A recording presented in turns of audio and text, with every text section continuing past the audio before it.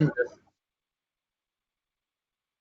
evening, everyone. This is a special meeting of the Housing Commission, Thursday, January 7th, 2021.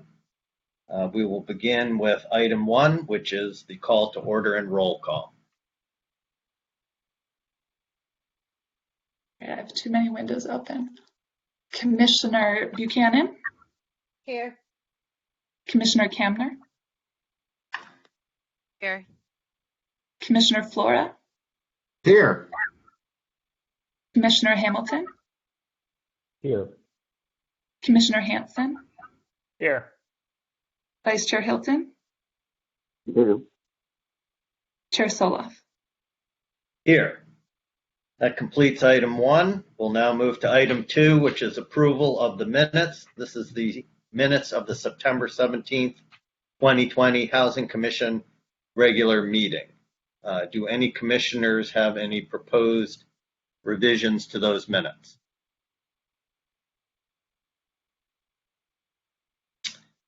Hearing none, then I'll move that we adopt the minutes, the draft minutes of September 17th, 2020. Is there someone who will second that?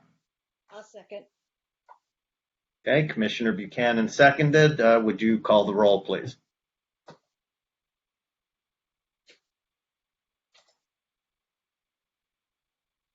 Commissioner Buchanan? Yes.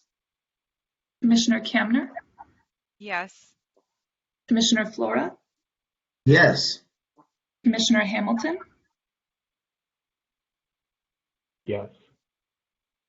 Commissioner Hanson? Yes. Vice Chair Hilton? Yes. Chair Soloff? Yes. Okay, that passes 7-0. That completes item 2. We'll now move on to item 3A, which is a housing element update. We're going to receive a presentation on the housing element update progress, schedule, and public outreach with discussion, feedback, and possible advisory recommendation to City Council. I believe we have some members of the planning staff with us tonight as guests who are here to make a presentation. So I'll turn it over to whoever on planning staff is going to take the lead to start that. Could I quickly share the call-in information for people who would like to public comment first?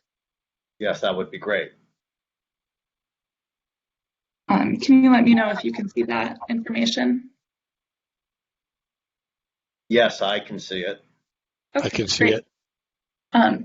So to give you a quick blurb about these numbers will remain the same throughout the meeting. So if you'd like to call in, you may want to take these down now, but we'll continue to share this slide throughout if there are any other items that you can call in for. So I'll read them off for anybody who's on the phone. If you would like to make a public comment on item 3A, the housing element update, the phone number to call in is 408-740-7256. The meeting ID is 918869339, followed by the pound sign, and the pass code is 6288, followed by the pound sign. Once again, the call-in number is 408-740-7256. The meeting ID is 918869339, followed by the pound sign, and the passcode is 6288, followed by the pound sign. You'll hold on the line until the end of the item or whenever the chair calls for public comment, and then you'll be unmuted when it's your turn. You can hear the meeting on the phone line when you call in, and then after you make your comment, you can either drop off or you'll be dropped from the call within a minute or two and can call back in using the attendee line. Thank you. Thank you. Okay, with that, now we'll turn it over to planning staff. Great. Good evening, commissioners. I'm Jing Yo. I'm the planning manager, and very pleased to be here with you tonight. And so thank you for having us. I'm going to be joined tonight by the Housing Element Update project team, which is led by City Planning. So it's myself. You'll also hear from Rachel Kwok, Steve Mizukami and Kerry Fukui. Ross Sherman is going to be running the PowerPoint.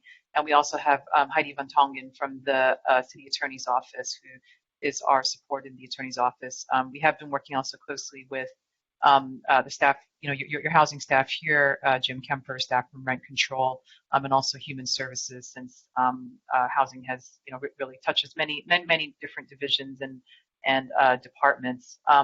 So Ross, if you can just go ahead and start the presentation and the screen share. Get right to it. Perfect. Next slide. So this is the agenda for the presentation. You can see it's sort of 7 different parts. We're going to start with an overview of what the housing element is, provide some background in terms of housing element law, and kind of brief history of housing legislation in recent years. And then we're going to delve into talking about the RHNA process, explaining, number one, what RHNA is, just in case anybody is unfamiliar, and what is involved in the process this time around, and then kind of a state of Santa Monica housing in terms of facts and figures. And then we'll walk through an overview of the methodology for the suitable sites inventory, which is the identification of potential housing sites in the city. And then we will provide a little bit of an update as to where we're at with the work in terms of the different phases of the project. We'll review 2013 to 2021 housing element, the previously adopted update, otherwise known as this cycle. And then we will end with an overview of the process and timeline, basically the schedule of what you can expect. At this point, it's over the next 6 to 10 months in terms of the housing element activities, and kind of give you an overview of the outreach that's happened thus far, and a summary of the comments that we've seen. And we have some guiding questions for the commission that hopefully you can use to facilitate your discussion. Next slide. So we'll start with this first section, which is an overview of what is the housing element. Next slide. Housing element is a mandatory state requirement. It was established in 1969, and it mandates that every jurisdiction does their part in planning for the community's housing needs every 8 years. So as you heard me mention, the prior cycle is 2013 to 2021, and so this current cycle, known as the 6th cycle, spans from 2021 to 2029, and it's from October 15th is our deadline of this year to have a certified housing element.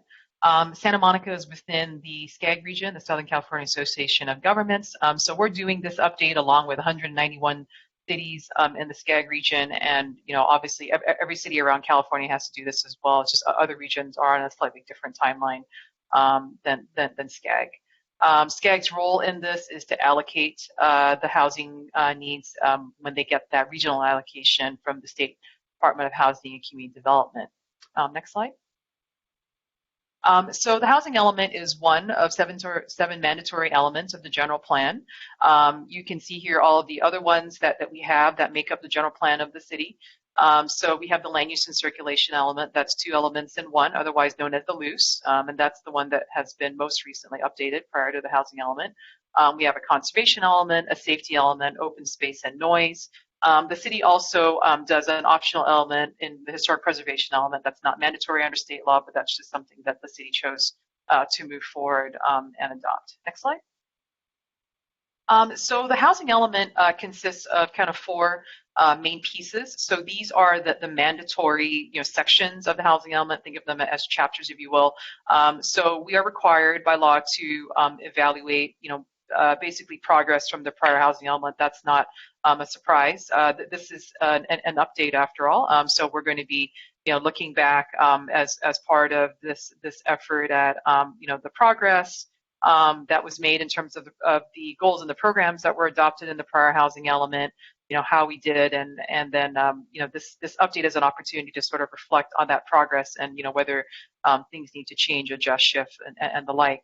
We're required to do basically a huge data upgrade in terms of the housing, what's called the housing needs assessment, and that will be largely like demographic data, such as population trends, employment, housing characteristics, that sort of thing, that feeds to an understanding of the community's housing needs. We then have to also assess resources and constraints, and this sort of leads into the creation of that suitable sites inventory that you heard me reference to. That is the identification of potential housing sites. Next slide. So this is kind of a flowchart diagram showing the whole housing element update process in kind of a big overview form. So at this point, we're kind of in this, the box there that you see housing research and analysis. So we're at box number 2, starting from the left side. So, we are relatively early, but this is an extremely fast planning process. If any of you have participated before, we normally do these, over a number of years.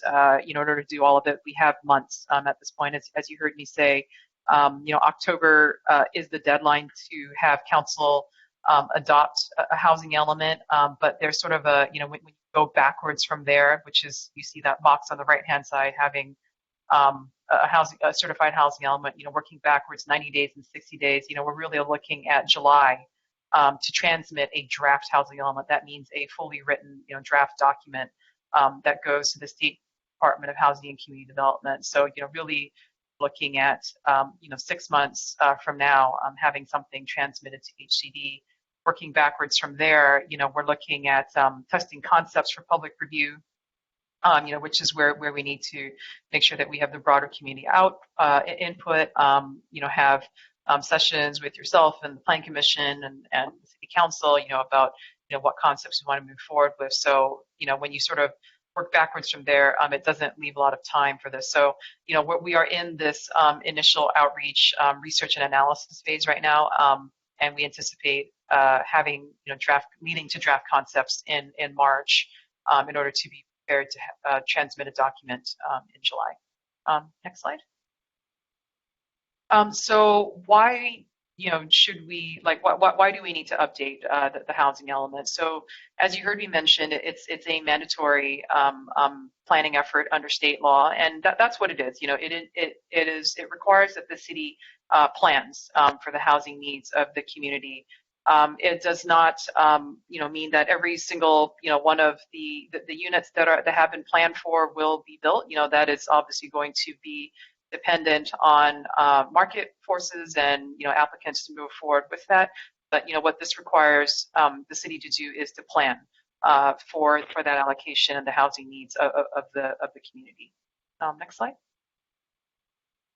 And all of this is taking place against the backdrop of a declared statewide housing crisis. So as we're all aware, it is very expensive to live in California. That probably comes as no surprise to anybody. The statewide median home cost is about 2 times the national median. We know from data that about 1.3 million low-income renter households need affordable homes, and there's an estimated shortage of about 3 million units, and this is all largely due to just an imbalance between, the number of people that need housing and the number of units that are available. It's a supply and demand relationship.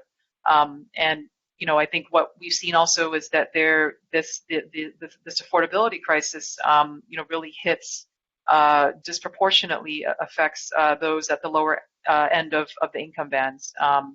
We have data that shows that 8 in 10 low-income households spend upwards of 50% of their income on housing. So, it's against all of this. Next slide. That the state legislature has, taken a sort of laser focus on, what can be done about this housing affordability crisis in California. So it really, I think, pins back to this landmark housing package in 2017. That focused in subsequent legislative sessions, we see a focus on the areas that you see on the right here.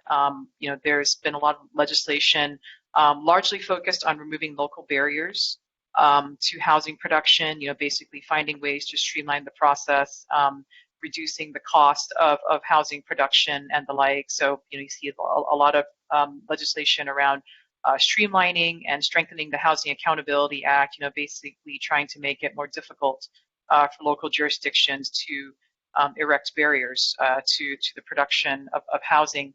On the flip side of that, the legislature has also enacted bills to fund affordable housing in different ways. They've also have bills that have created grants to the city to be able to plan for this change in housing. And there's also been tenant protections that have been enacted, to sort of counter, to provide a counterweight to the focus on production. We've also seen a pretty significant focus on accessory dwelling units. Given that it's, Santa Monica is, we know our community, but, there are many, many other communities that, where it may be the more realistic approach, right, to have accessory dwelling units on, largely lower density properties or lower density cities as a way to increase the housing stock.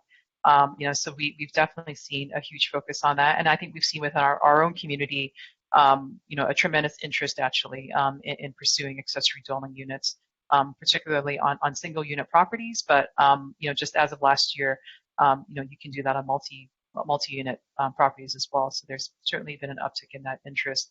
So you can see here just a very brief overview of the 2017 and 2018 housing legislation. 2017 was significant because of a bill called SB 35, that kind of created really its purpose is to reduce local control. If housing production goals are not met. And the goals being established by the RHNA allocations that are given to each city. So this definitely has significant implications in this upcoming housing element cycle because the allocations are very, very large for pretty much every city across the state. And if the city isn't able to show that the production numbers are being met for that, SB 35 kicks in terms of potentially allowing qualified developments to go through a streamlined approval process for housing. The 2017 housing package also included changes to housing element law and as you heard me talk about, some of those strengthenings around the Housing Accountability Act, ensuring that housing projects are approved if they meet objective standards. In the 2018 session is where we see actually a lot of the groundwork that was laid for the RHNA process that is influencing the sixth cycle. So there were changes to the RHNA allocation process to make it more objective. And there was also a new statutory requirement about affirmatively furthering fair housing. And we'll talk a little bit about what that means later on in the presentation. Next slide. And you see the theme continues. 2019, a highlight here is SB 330, again, another streamlining bill that limits the number of hearings on housing projects, and it also places a ban on downzoning, housing moratoriums, and new non-objective design standards. Important to note, it does sunset January 1, 2025, but who knows what happens between now and then. There was also a pretty significant density bonus legislation, what was approved for 100% affordable housing. We've in fact had 100% affordable housing projects in the last year that have taken advantage of AB 1763. This is the bill that allowed up to 3 stories and additional 33 feet for 100% affordable housing. It's enabled some of those 100% affordable housing projects to add an extra floor, and basically create more affordable housing units, which was helpful for their competitiveness as well. And there was a slew of bills that addressed accessory dwelling units. And then 2020, next slide. These, very, very much following on that trend. Again, further clarifications to SB 330, more refinements to ADUs and the like. So, you can see here, I think we provided this overview really just to provide, that background as to how much the legislature has focused on this issue, how many constraints have been put around the sixth cycle housing element process in terms of cities' ability to, challenge any numbers and the like. So that sort of wraps up this first section. We will now move into the second section where I'll turn it over to Rachel to talk about the RENA process and, as I indicated, Santa Monica's state of housing and how we plan for that housing. The RENA process. Thanks, Jing. Rachel Kwok, Environmental Planner, City Planning Division. As Jing mentioned before, every 8 years, we're required to prepare and update the housing element to plan for the city's housing needs. Next slide. And so the way that housing need is determined is by the RENA, which is short for the Regional Housing Needs Allocation. So every 8 years, the state determines what the RENA is on an 8-year cycle. This is basically the number of units that are needed in the state, and this number is then further divided amongst the various regions of the state. As Jing mentioned before, Santa Monica is within the SCAG region, the Southern California Association of Governments region, and they're the ones that decide which what numbers the RENA allocation should be for the various cities within its jurisdiction. Next slide. Just to give a kind of a timeline of the RENA process, as we mentioned before, we are now in the 6th cycle RENA process.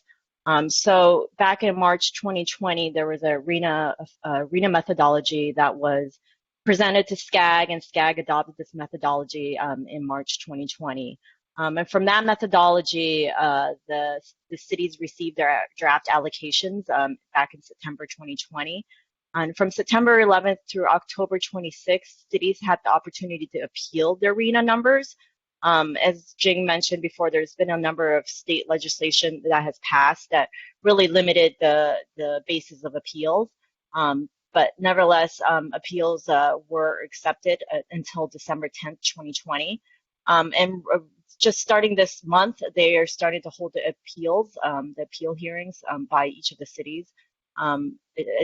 Jing didn't mention it before, the city of Santa Monica did not appeal our RENA number. But it should be noted that any successful appeals by any other cities will be reallocated back to the county. And then so on February 4th, 2021 is when we expect our final RENA allocation. And this of course depends on whether or not there are any successful appeals, which we don't know if there will be, but there will be likely very limited numbers of successful appeals. Next slide. And so, as I mentioned before, the RENA methodology was adopted by SCAG back in March.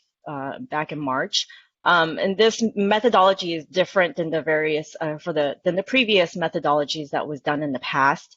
In essence, it incorporated a number of factors. This graphic shows basically the factors that were incorporated in the methodology. First, what they did was they started with the jurisdiction's projected household growth. They applied a future vacancy need to determine, kind of what a healthy housing stock would be.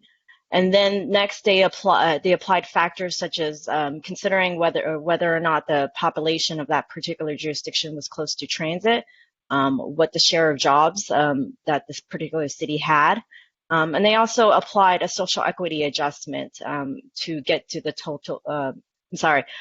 They also applied a low resource to high resource kind of factor to make sure that various cities had a wide range of affordability housing levels. And so that's how they got to the jurisdiction's total housing need. And from that, they applied the social equity adjustment, which, as Jing mentioned, is aligned with the state requirement and the state provision to affirmatively further fair housing, which basically means that they want to make sure that these jurisdictions are working towards the goal of not having concentrations of segregated communities within the boundaries. And so that's how we get to the total RENA allocation. Next slide. And so back in the 5th cycle, 2013 to 2021 RENA, 1,600 units were allocated to the city of Santa Monica, of which 58% was affordable. And so this table kind of shows you the breakdown of the 1,600 units that were allocated to the city. As you can see here, we've pretty much met our targets for the above moderate income category, and there are still a number of housing projects still in construction and that have been approved as well. And so you could see in terms of approvals, we have pretty much met our housing targets. We are slightly deficient in our moderate income category when not accounting for the ones that have been approved. Next slide. So for this 6-cycle arena, as I mentioned before, SCAG has determined, the arena to be 8,873 units, which is more than 5 times the number of the prior cycle. As I mentioned before, that was about 1,600 units. So this number is basically is a lot higher because the region got a lot higher share, as you see in this graphics.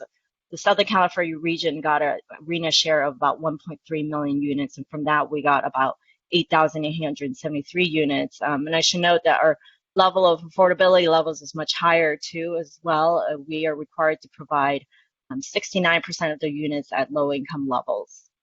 Next slide. So this graphic shows kind of where our current housing permitting rate has been. Right now we kind of are averaging about 209 units per year since in the last 5 years. In order to accommodate our future arena, which is the 8,800 number, we would have to permit about 1,100 units per year. So it is a significant challenge. And as you can see in this table, this is the breakdown of all the affordability levels of that 8,800. A significant number of it is within the very low income category, as you can see. Next slide. So how does Arena compare to other cities? We have a lot of jobs. We also have, access to transit. And so we did get a higher share as compared to a lot of other cities. But if you take a look at in terms of population, it's pretty much in line with places even like Santa Barbara, even though Santa Barbara is outside the SCAG region. But you could see their allocation is similar to ours. Pasadena had a high allocation too, similar to ours. So next slide. So what counts towards the arena? And then the state counts anything that meets the census definition of a housing unit as being as meeting towards the arena target. So this includes single family dwelling units, accessory dwelling units, multifamily units. What doesn't count are shared living quarters such as emergency shelters, dormitories, and the like. Next slide. And so what happens if we don't adopt a housing element? There are a lot of the state legislation has passed or the state has passed a number of legislation to really kind of clamp down on non-compliance. And so we have to adopt it by October 15th, 2021. Otherwise, if we're not adopted within 120 days, then we must prepare an update every 4 years. And so failure to comply can result in penalties and fines, and this could range somewhere between $10 a month to up to $100,000 a month, depending on the severity levels. Also, non-compliance will also make the city non-eligible for grant funding, such as those that fund housing programs, infrastructure, water infrastructure, and the like. We could also lose local land use control, which we've kind of seen that happen with cities like Huntington Beach. Next slide. So how is compliance with the arena determined? We're required to report to the state every year an annual progress report, and that's due every April. The reporting period covers January 1st to December 31st of the previous year. And what's in these reports include things like within the total number of units that have been approved or constructed, as well as the affordability levels. And these are based on applications received and deemed complete, as well as the issuance of building permits and CFOs. And so these APR reports are required to track our progress towards the housing element. And in addition, they also require us to report back on other housing element programs. Next slide.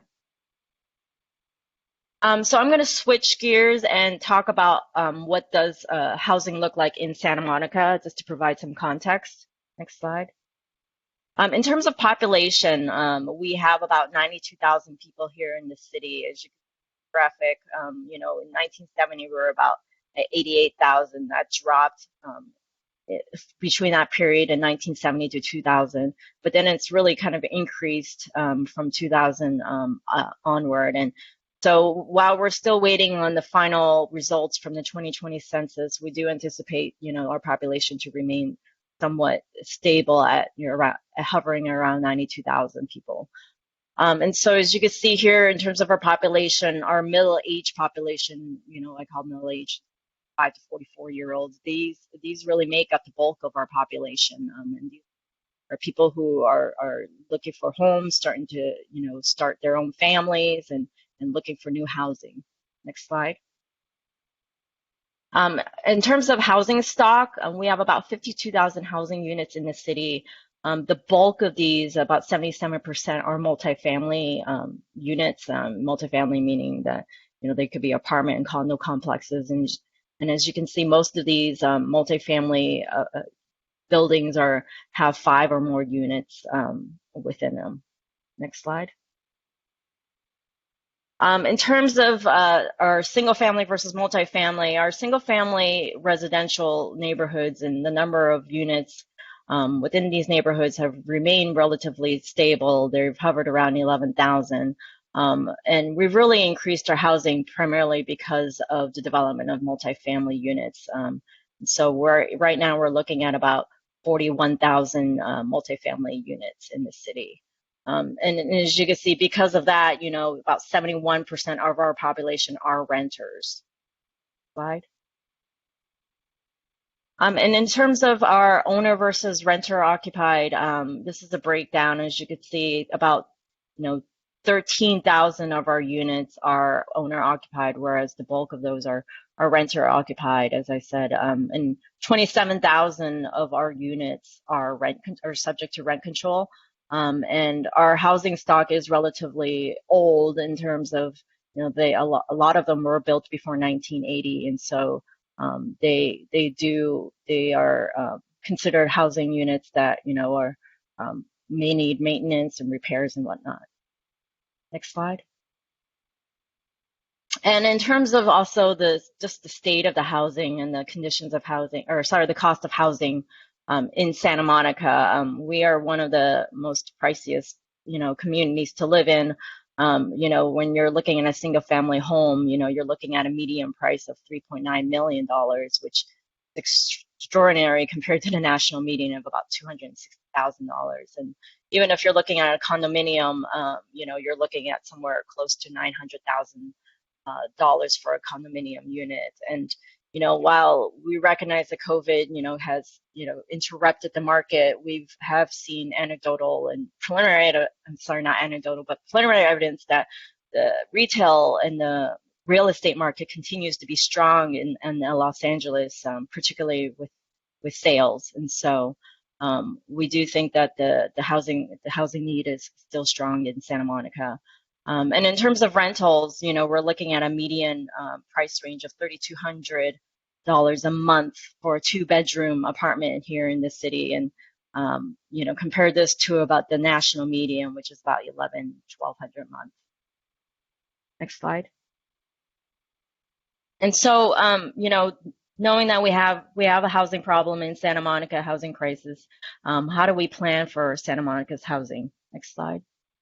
And one of the ways that we do that, and we're doing that through the housing element, as Jing mentioned, is we're doing this through the suitable sites inventory, which is basically an inventory of properties that have to develop or have the potential to redevelop as residential. This is a required part of the housing element, and the state requires us to show that we have adequate land to accommodate, residential. We're not necessarily saying we're building residential on these sites, but we're saying that these properties and these sites have the potential to accommodate it. And so, next slide. And so, as Jing mentioned, there's been a lot of housing legislation that has been passed. And so, the last few years, the state has passed some legislation that really provided more teeth to the housing element, making sure that cities result in actual production of housing, not just showing that they could accommodate this on paper. And so amongst the legislation they enacted was the policy of no net loss, basically that you cannot, if you're developing a site, you cannot develop less on it. And if your list of suitable sites, if you're developing less than what was anticipated on the suitable sites, you have to make up for that somewhere else in the suitable sites inventory. So in order to meet our RHNA goals, that may result in upzoning of sites. Next slide.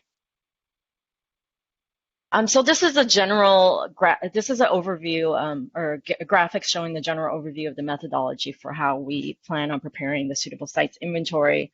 What we're starting first off with is the city land use inventory. This is basically just a master list of all of the sites in the city, and from that we'll filter these sites using factors such as existing site constraints and site characteristics, like what they're developed with and what their zoning are and so forth. And I'll go into a little bit more detail on that later.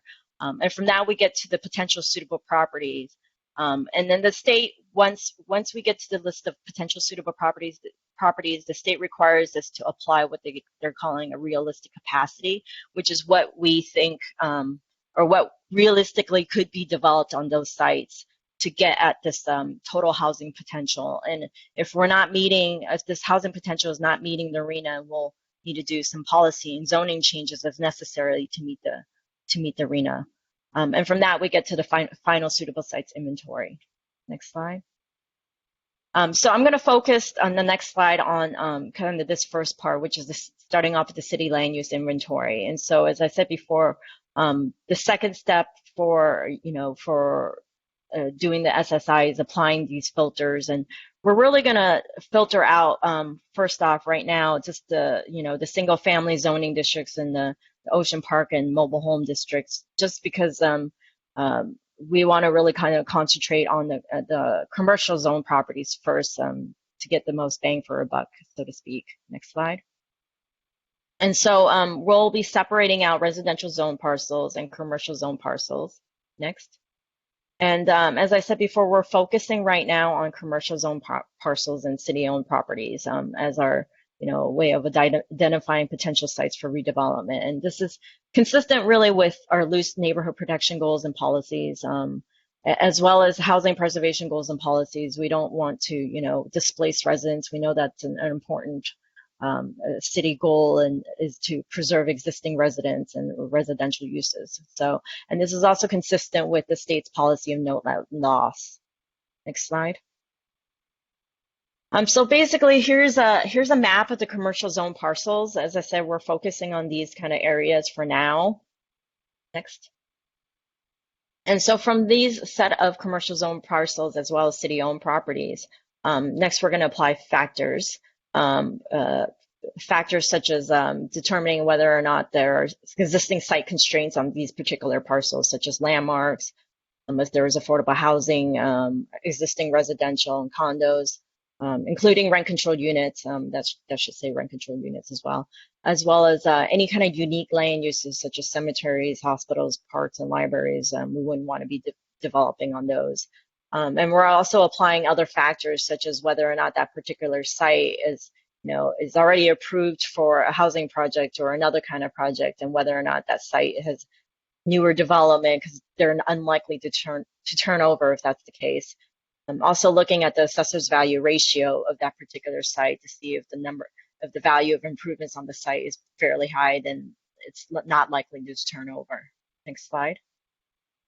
And from now we get to our filtered set of commercial parcels and city properties. Next.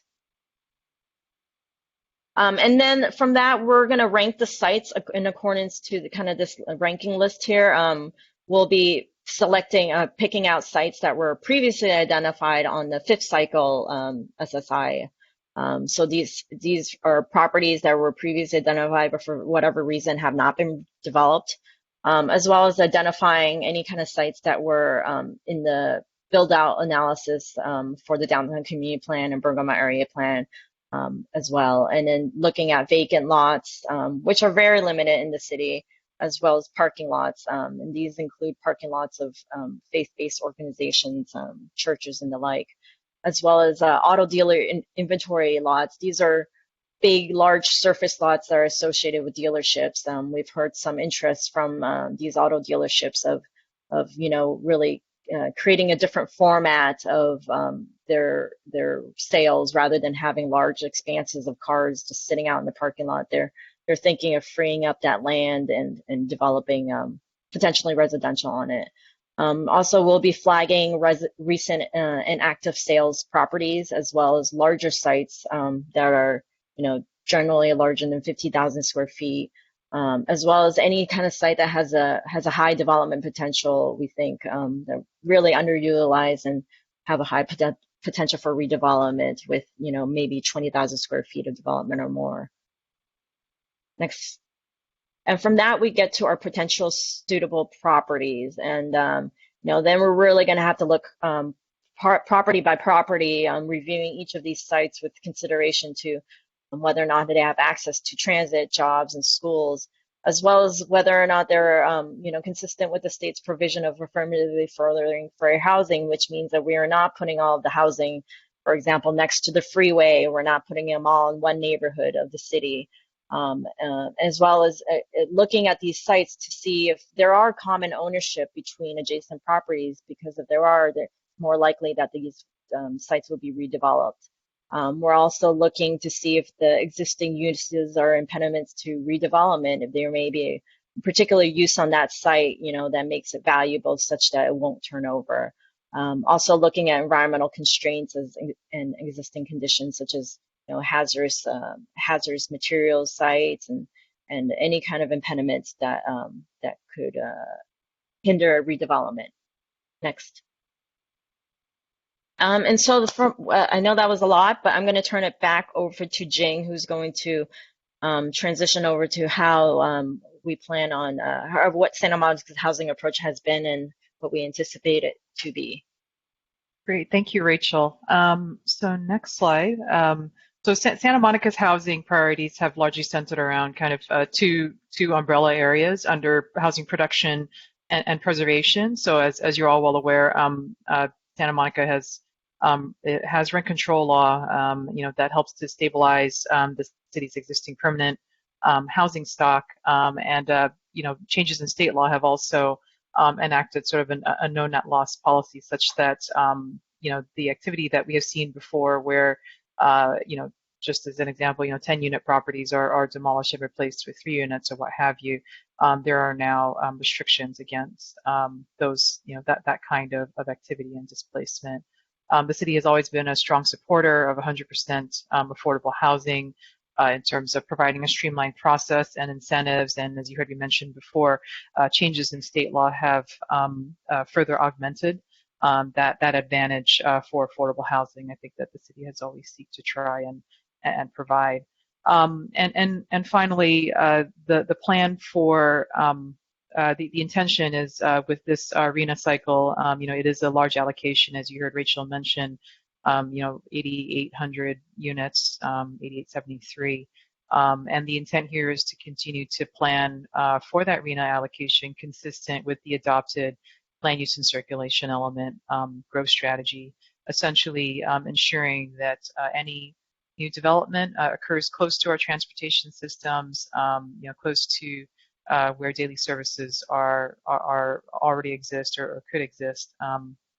That's a basic tenet of the adopted LUCE strategy to ensure that growth occurs in those commercial areas largely, and to gain the stability of our residential neighborhoods. Next slide, please.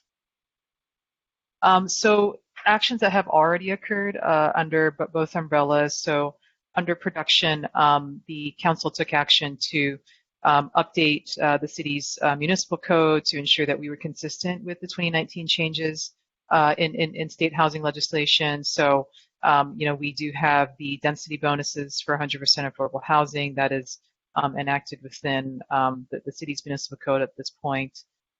We have adopted all the changes to ADU law to ensure that the city is fully compliant with state law in that regard, and also streamlining. There's a process if developers would like to avail themselves of the SB 330 streamline process. We have an application form and the like for that. So the city has taken those actions. In terms of preservation, the city council has recently, as of October the 9th, there are new leasing regulations in place for all rental units in the city, requiring that all leases must be at least 1 year. They must be leased to natural persons intending that unit to be their primary resident, and the units must be leased unfurnished. They are very, very limited exceptions to these new leasing regulations. So that is already in effect.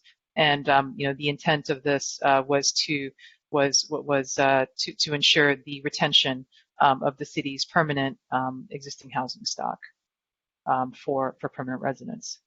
Next slide, please.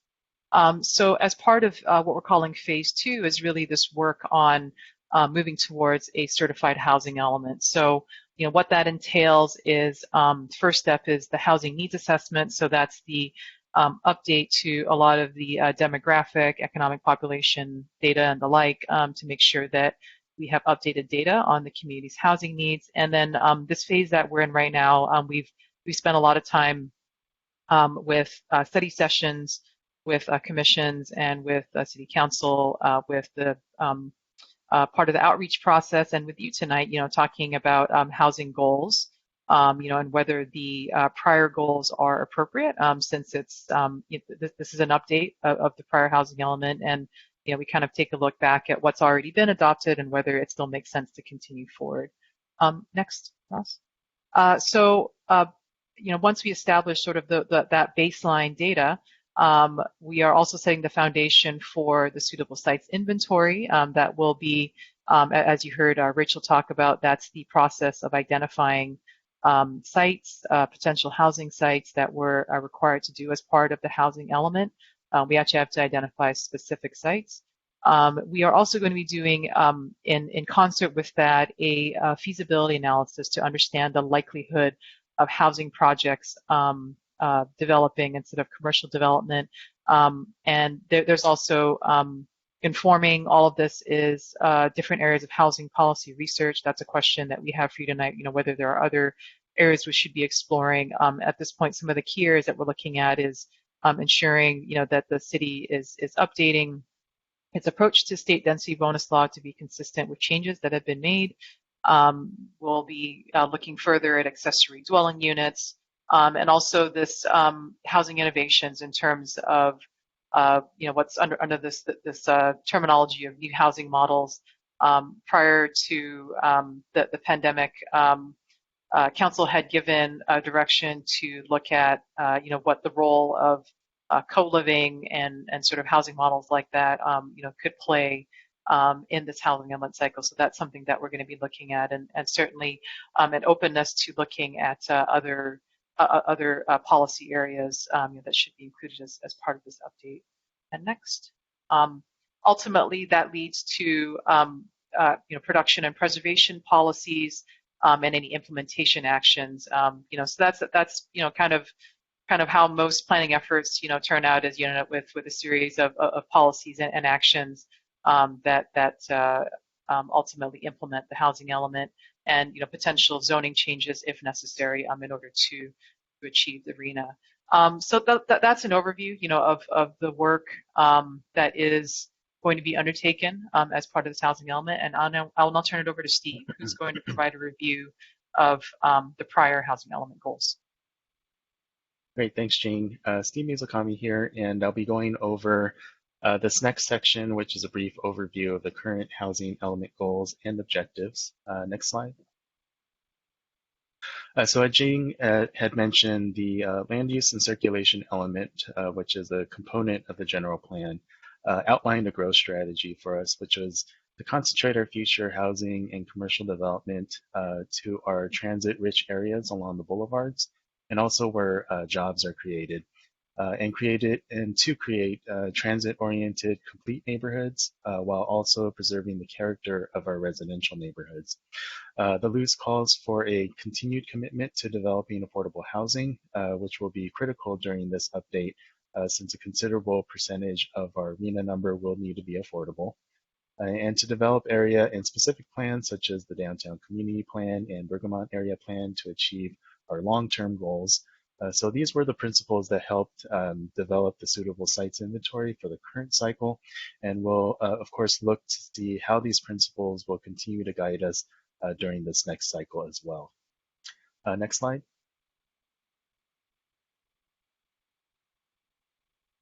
So as we move forward with thinking about this next housing cycle, we want to make sure that we are reflecting on the goals and objectives of the current housing element, and also see which goals should either be maintained or revised as appropriate, while also thinking whether there are new goals and objectives to include in the next housing plan.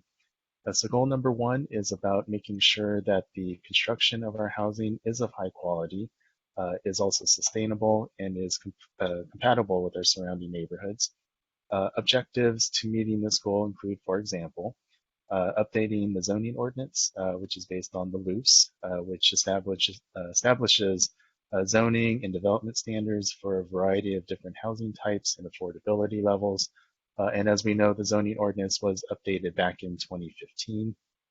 Maintaining an architectural review process to ensure the quality design of our buildings, and also to continue to encourage green building to facilitate sustainable housing, and facilitating housing development in our transit-oriented areas of the city, such as the downtown and the Bergamot areas. And of course, these specific plans were also adopted in recent years. Goal number 2 involves housing production for all income levels, including workforce housing. An objective is to maintain the city's affordable housing production program, or also known as the AHPP, by implementing and evaluating and also revising the program as we move forward to address the housing needs, of course, of Santa Monica. Goal number 3 is to protect the existing supply of our affordable housing. An objective is to continue to implement programs that protect tenants against discrimination, facilitate the conservation of at-risk housing, and also to maintain a tenant eviction protection program to prevent unlawful evictions. Next slide. Goal number 4 is to make sure that we have continued maintenance and rehabilitation of our existing housing stock. This includes maintaining a residential repair program, which seeks to fund the rehabilitation of apartments and home repairs occupied by low-income residents, and maintaining the current seismic retrofit program, which requires seismic retrofitting of our older apartments and residences. Goal number 5 is about housing assistance for affordable and above moderate income level households, and also households with special needs. This would include maintaining rental housing voucher programs, and also assisting all persons with disabilities, and continued support of the tenant relocation program, including temporary relocation due to any remodeling or any safety upgrades within a tenant's residential unit. And to also facilitate the reduction of homeless persons through a range of housing options as well as services, with emphasis on affordable housing, supportive housing, and eventually permanent housing. Next slide. Goal number 6 would include maintaining fair housing programs, basically meaning educating landlords on practices that meet fair housing laws. And also goal number 7, which seeks active participation of our residents as well as our community members on housing and neighborhood safety. So again, these are just a few of the objectives for each of the 7 goals in the current housing element that we'll be reflecting on as we look to formalize the appropriate goals for this next housing cycle. So with that, I'm going to hand it off to Carrie next, who will be going over the processes and the timelines of the housing update moving forward. Carrie? Thanks, Steve. So for this final section, I'll review the update process, the outreach strategy, and highlight the outreach that we've completed so far. Slide. So the Housing Element Update project launched in late summer. Currently, we are in the initial outreach phase, which is marked with a red arrow. During this stage, we've created a project website. We've hosted 3 identical project webinars. We launched a questionnaire to get public feedback and had study sessions with the Planning Commission, Rent Control Board, and City Council. And we also began the formation of technical working groups. So we'll review and consolidate the ideas and concepts from our outreach, and in February and March, return to the community and back to our round of boards and commissions for their review. This is around February, March of 2021. And we expect to return to the public with the draft housing element by early summer, around May to June, and plan to submit that to HCD thereafter for their 60-day review. And by October 2021, we expect to have the final draft submitted to HCD. Slide. So our outreach strategy for the housing element includes two streams for public input. The first is traditional direct community engagement, which is done through the project website, the questionnaires mentioned, webinars, and study sessions. And in all these forums, the community is given the chance to voice ideas or comments that they have for the upcoming element. And the second stream down here is the technical working groups. So we created these two technical working groups focused on housing production and housing stability to generate specific ideas and concepts, but at the same time providing staff back with their own professional expertise and data. So these concepts are then taken back or filtered back through the community through our typical outreach process of webinars and questionnaires and study sessions. And once reviewed by the community, they're then taken back to the Planning Commission and City Council.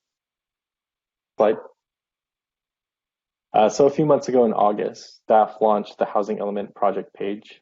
So this will be the main hub for the community to get any information on the Housing Element project, which includes background information, FAQ that houses many of the questions that we receive from the community, updates on any upcoming events, and also resources like recordings and presentations from any of our past events. Slide.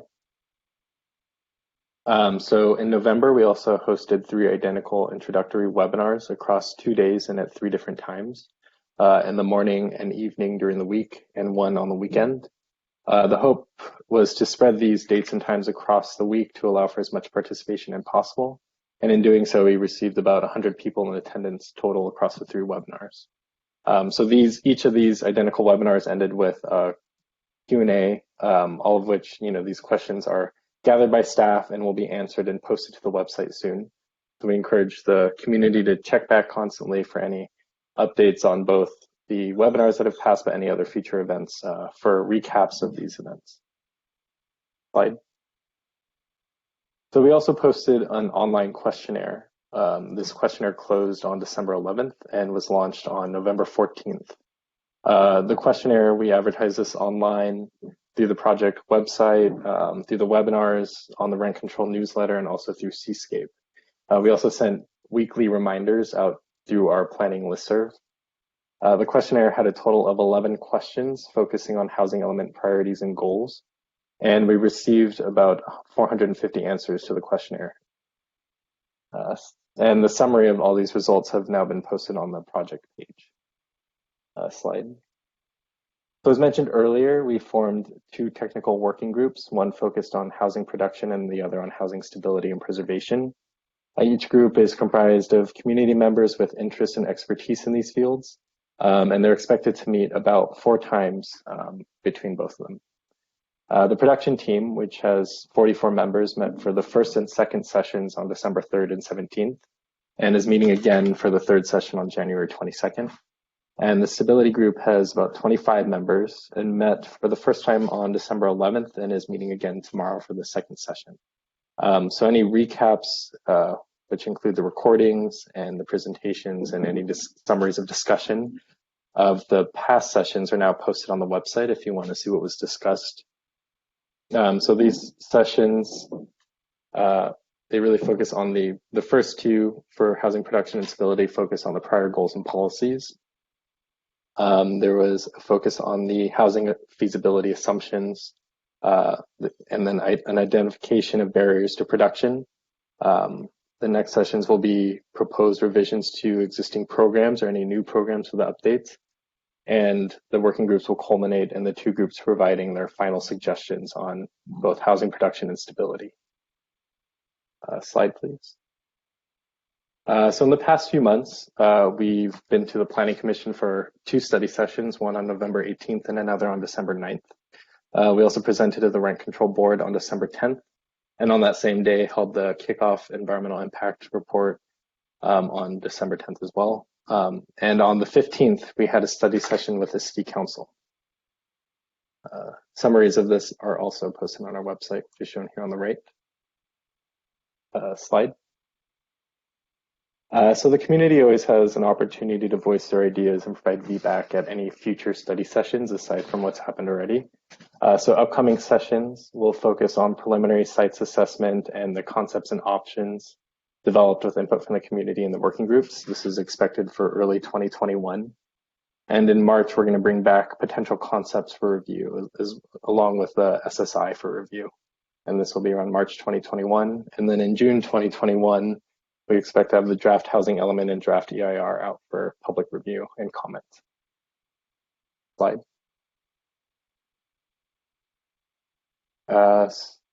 So let's see. Oh, this actually wraps it up for my section. I'll pass it back to Jing to go over review of summary from our study sessions and then also open it up for the discussion. Great, thank you, Carrie. So before we jump to, we just got a handful of slides left. We wanted to provide the Housing Commission the opportunity to have a summary. That this is obviously non-exhaustive of a lot of comments that we received from the Planning Commission, Rent Control Board, and City Council, but wanted to give you kind of the flavor of what those commissions discussed, if it's helpful or informative to your discussions. So we held a study session with the Planning Commission. November 18th was sort of an introductory session, kind of laying the framework, and then December 9th was the more substantive discussion. So we asked the Planning Commission the same questions that we'll present to you tonight, as to feedback on the outreach program and also the scope of study. So the Planning Commission's feedback was additional. They were very pleased with the outreach program that was presented thus far, but wanted to ensure that there was further outreach to communities of color, low-income tenants, persons experiencing housing insecurity, experiencing homelessness. Apologize for that typo, and property owners of large sites. And in terms of feedback on scope of study, they were asked to comment on the goals, the language of the goals, and they provided suggestions in terms of modifications to language that could be read to be exclusionary, and they wanted that a concept of equitable zoning, to be included within the goals in order to ensure that the statutory requirement of affirmatively furthering fair housing was met, and had a broad discussion about, as we talk about the preservation of at-risk housing or housing that is at risk of conversion, that it be expanded beyond not just expiring covenants, but also those that are naturally occurring affordable housing, that are under potential risk, from other forces that don't have that sort of deep restriction protections, and are potentially not owned by nonprofits, where their mission is affordable housing. Are there tools or incentives available to ensure the preservation of that naturally occurring affordable housing? Next slide.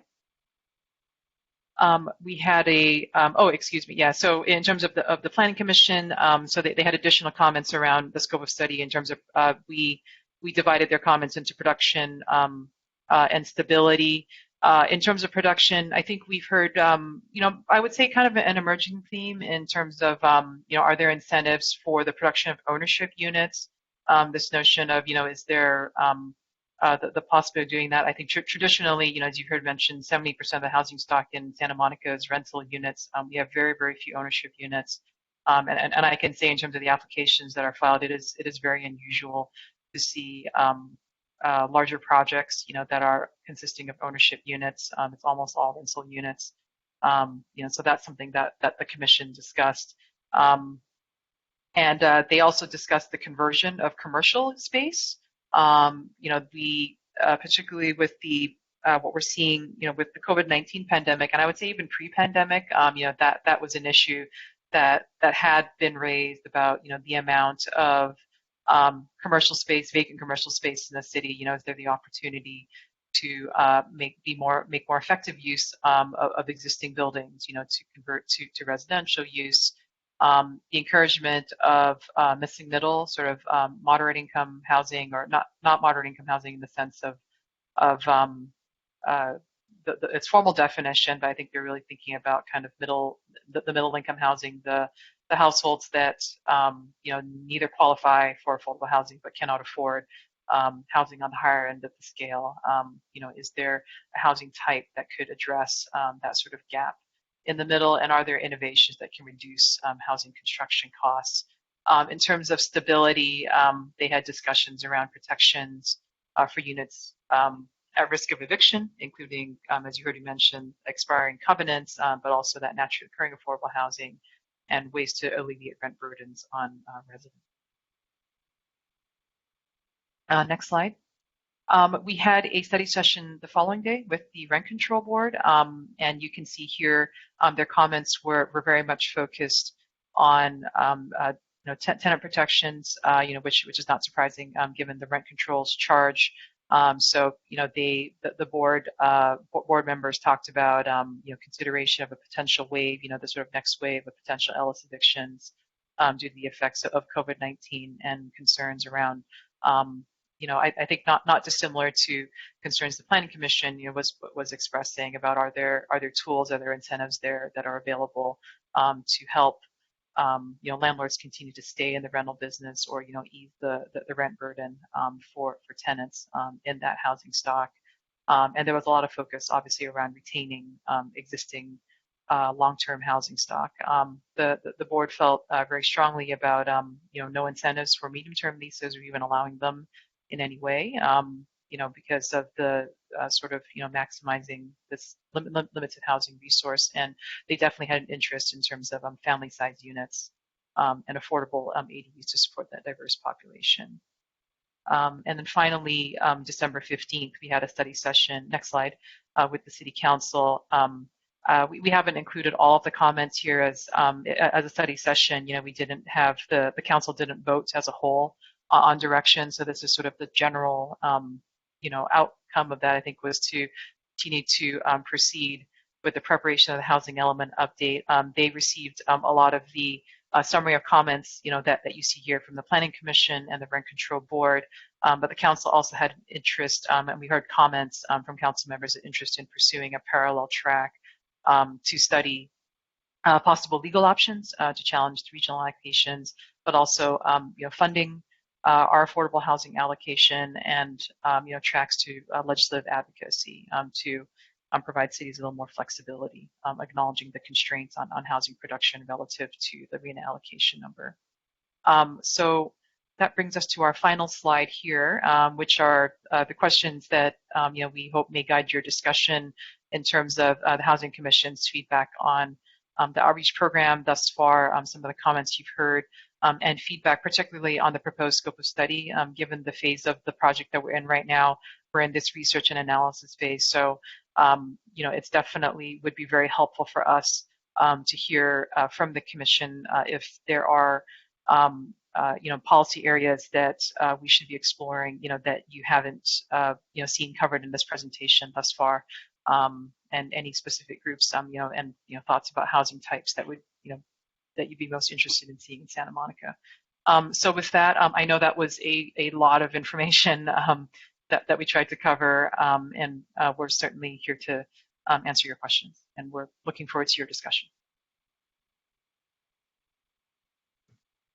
Thank you very much for that very detailed and interesting presentation. Before we go to the commissioners, Melinda, has anybody requested from the public an opportunity to speak? We don't have any callers waiting. Do you want me to share the call-in information? Yeah, why don't you share that one more time? Okay, you should be able to see the information on your screen, and I'll read it out loud as well. If you would like to make a public comment on this item, item 3A, the housing element update, please call phone number 408-740-7256, and you'll need to enter meeting ID 9188-69339, followed by the pound sign, and passcode 6288, followed by the pound sign. Great. So we're a little more flexible in this commission than some of the other bodies you've been in front of. So if public chimes in a little bit later, we'll allow them to speak. But it looks like we have actually one attendee raising their hand. Let me see if I can promote to a presenter. We're not actually set up for that. So if whoever is raising their hand could call in as a presenter, that might be the only way.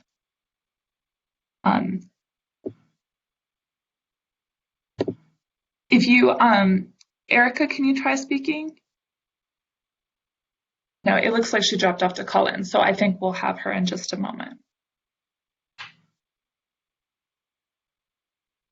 Oh, it looks like she has a question. Erica, if you want to share your question in the chat, you can, or if you're calling in, it looks like it's you. Go ahead. Can you hear me? we can. Okay. I actually have two questions. So when you say upsizing, does that mean that the units will be smaller in size? That's number one. And number two, oh my goodness, I think I lost number two. I'm sorry, there was so much information. I'll put it in the chat, my next question, okay? Yes, but just before you drop off, did planning staff understand what the reference was to? When you said upzoning, as far as, I think that was earlier in the presentation when they started talking about how when they were going to build, that certain areas would have to be upzoned so they could fit in more units. Okay, so they can explain what upzoning is. Okay, I think that's the question. That's the question. Okay, yeah. So yeah, thank you for that question. So if there's, and it's an if, I don't think we have landed on whether upzoning will or not be necessary at this stage, since we are only still in preliminary sites analysis. We've not looked at calculating the capacity of those sites yet. So we need to understand that piece. If upzoning is something that needs to occur, what that means is that it would increase the amount of development that could occur on a property. Usually that means more units on a property. The upzoning itself does not affect, doesn't have a direct effect on unit size. That would need to be a change to other zoning development standards that have controls over that. So. Thank you. Thank you for that. Great, thank you. Okay, if we don't have any other questions or comments from the public now, we can turn to the, and you can take down the numbers, Melinda, because otherwise I can barely see my colleagues here. Okay, so I see Commissioner Flora and then Commissioner Kamner, so why don't you kick us off, Commissioner? Hi, good evening. Can everyone hear me? I can hear you. Thank you, planning staff. I guess we were more preliminary than I realized. But I want to ask this anyway, and I have a couple of questions. This is the first one. With regard to site selection, there's been a lot of talk and a lot of push in the community for utilizing publicly owned land.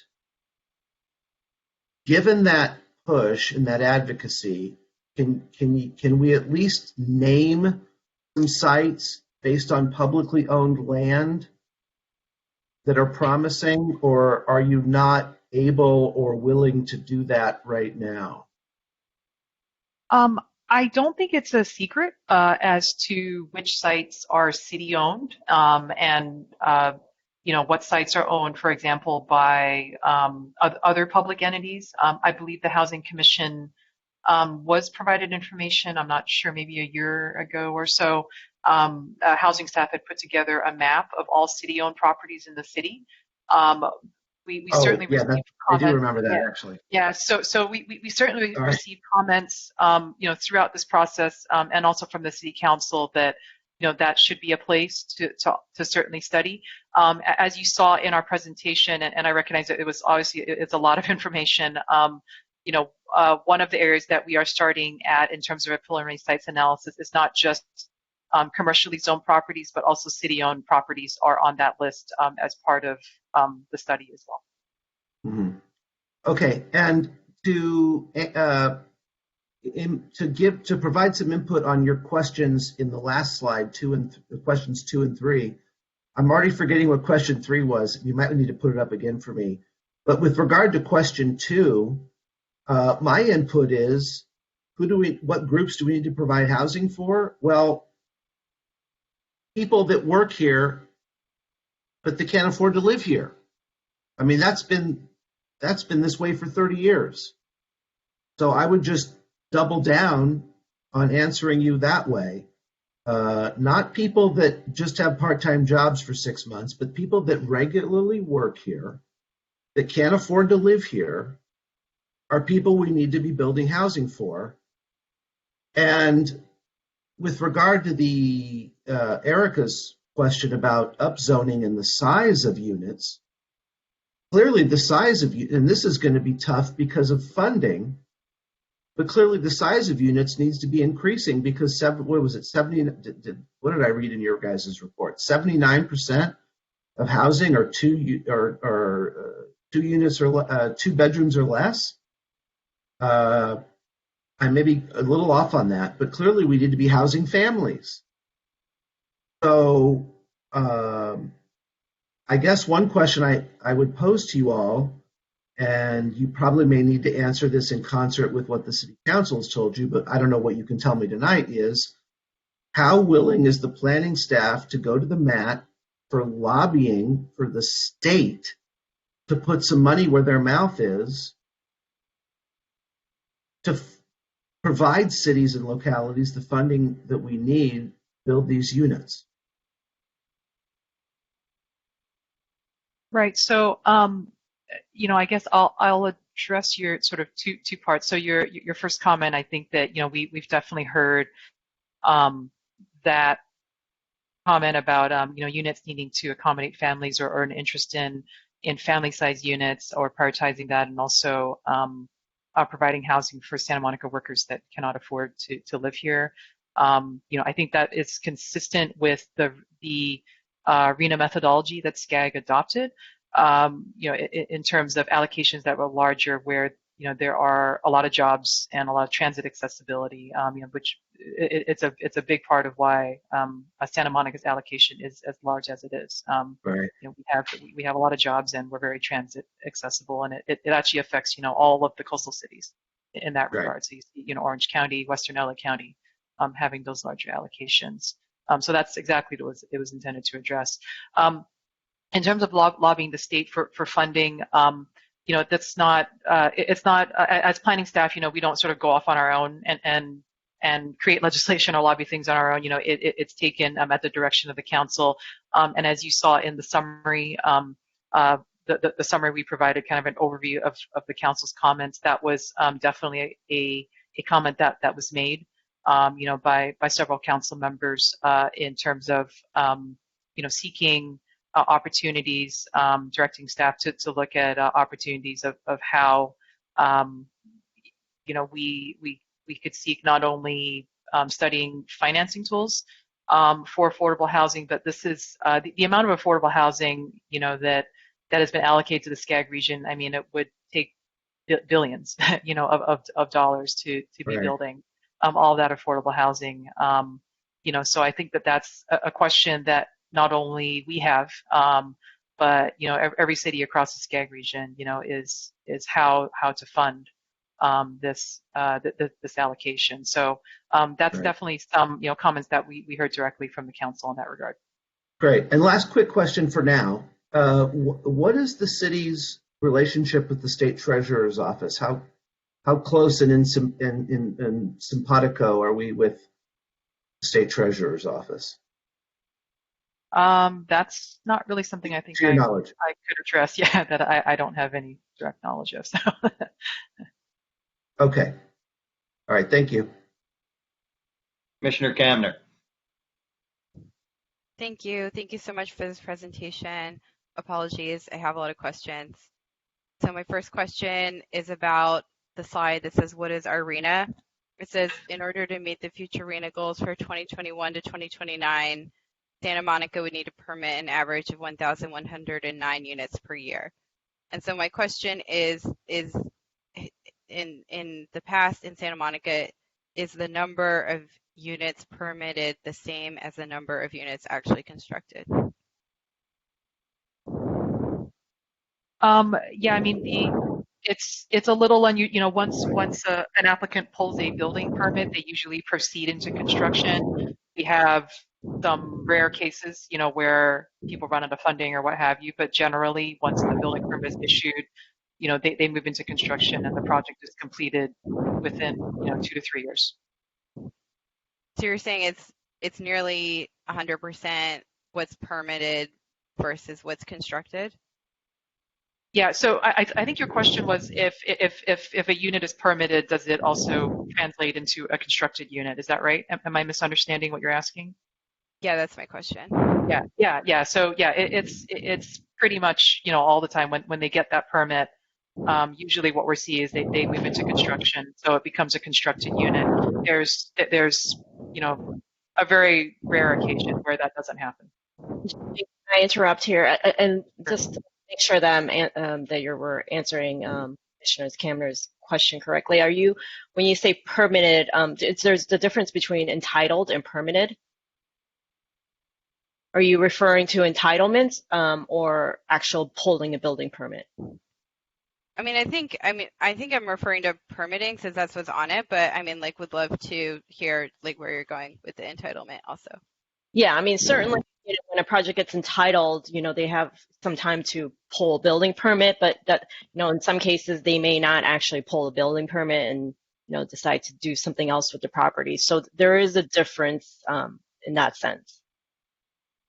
I think what Jing's talking about is actually pulling a building permit. Yes, once they pull a building permit, it's almost likely they're going to proceed with construction. Yeah, because that means they have, and the reason that is because they've invested, they've gotten their planning approval, they went through design review, drew up construction plans, went through plan check. That's a lot of investment into a project at that point. So that's why we see people moving into construction. But as Rachel said, it is not unusual in certain cases where people get planning approvals and perhaps they don't move forward.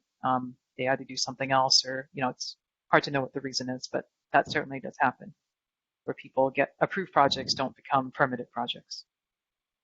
Okay, thank you for the clarification. I'm just trying to point out that if it's less than 100% of what's permitted versus what's ultimately constructed, that the number of units per year permitted probably needs to be higher. But if it's nearly 100%, then that seems like I would have to see further information about the percent. So the next slide I have a question about is the SSI identifying potential sites slide. On that, it had the affirmatively furthering fair housing item as a consideration for reviewing sites. And it was stated that affirmatively furthering fair housing is about, for example, looking at freeways and making sure that the sites are not in all one location. And I just wanted to find out if that's the city's understanding of the affirmatively furthering fair housing requirement. Yes, it is. It's mandated by state law, and HCD has provided guidance as to what's meant by that. So obviously, as we go through the update process, we'll have to ensure that and it's a new requirement that wasn't in the prior housing element cycle. So we'll need to make sure that it's considered as part of the update.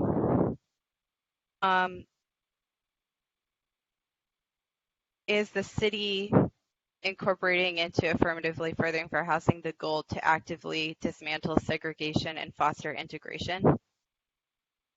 That's, yeah, I mean, that's going to be part of this process.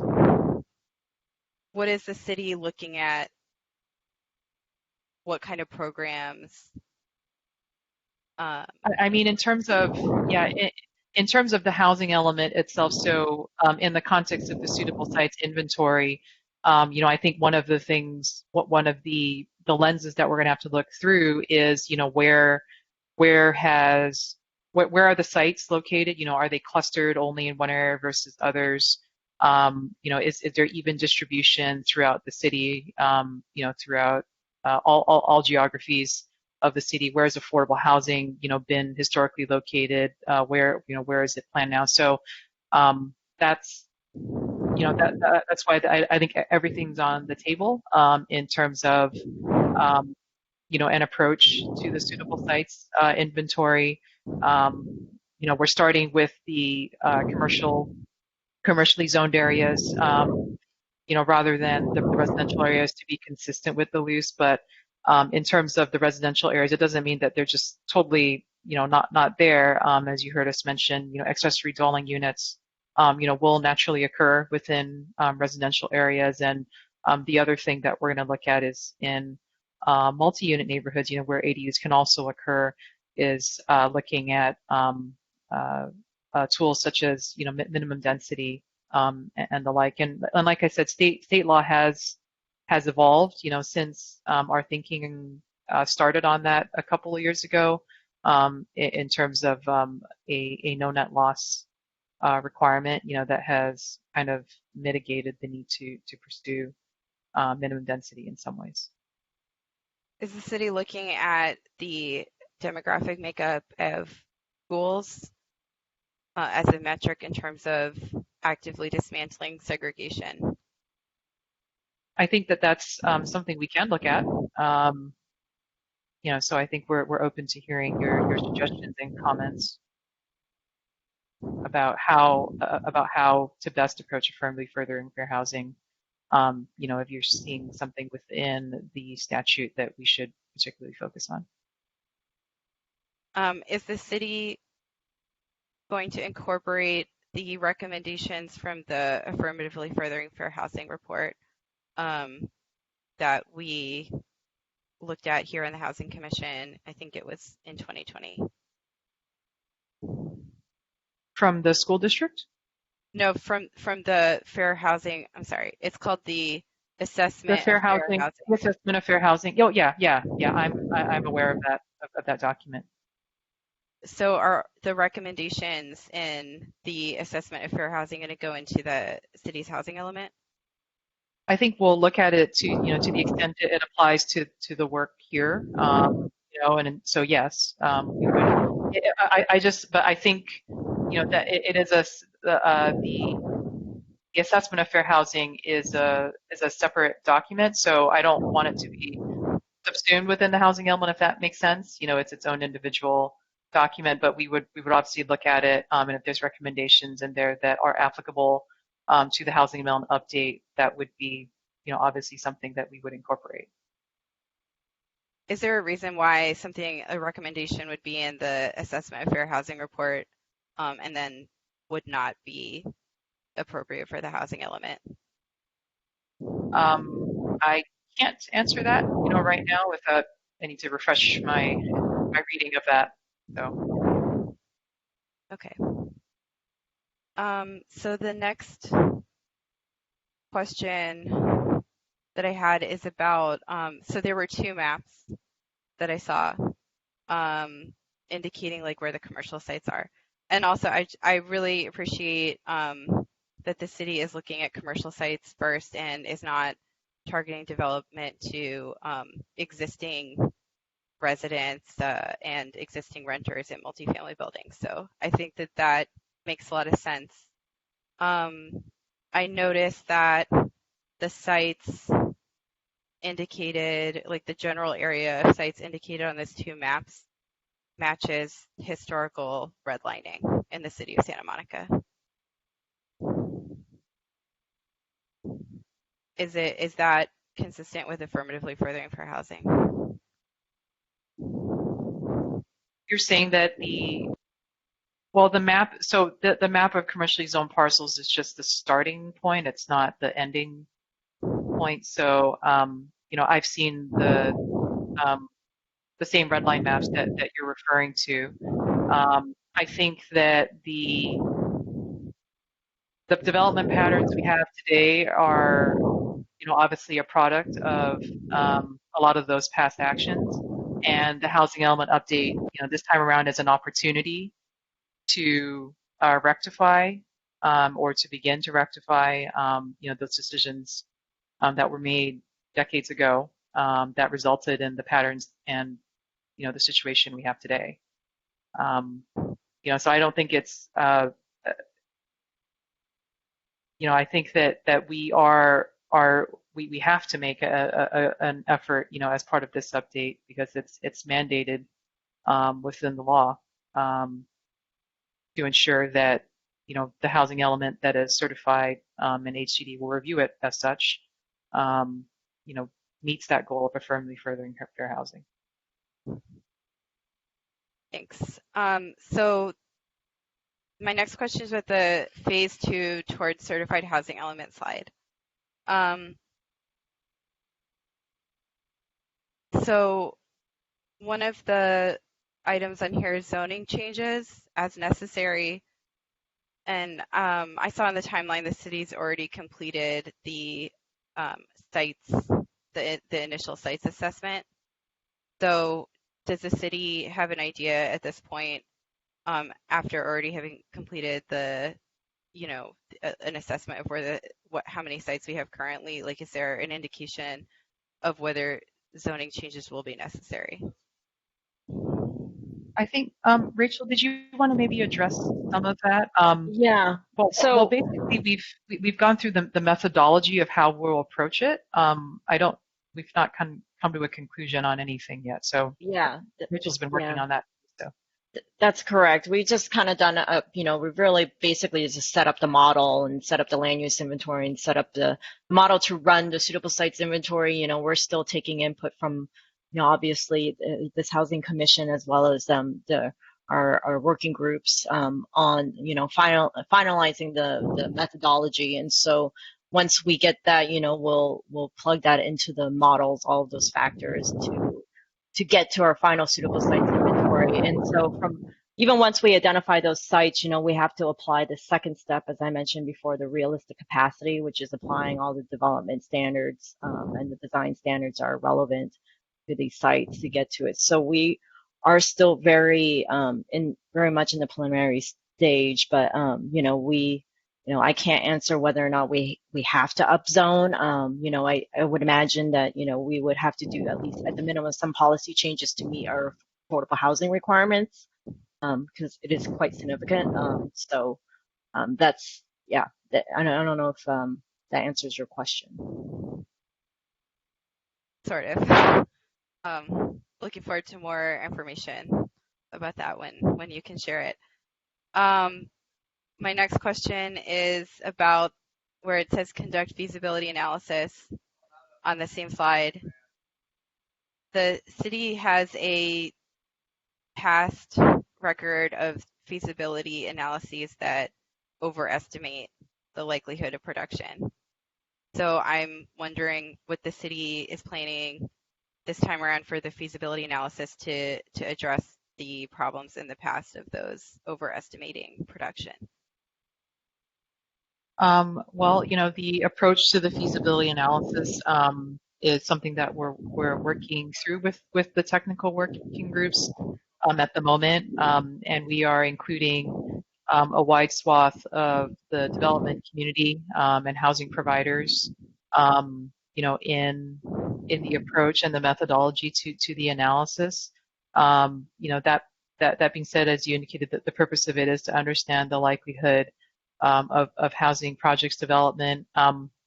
The approach here is a little bit different than in the past because of how substantial the affordable housing allocation is.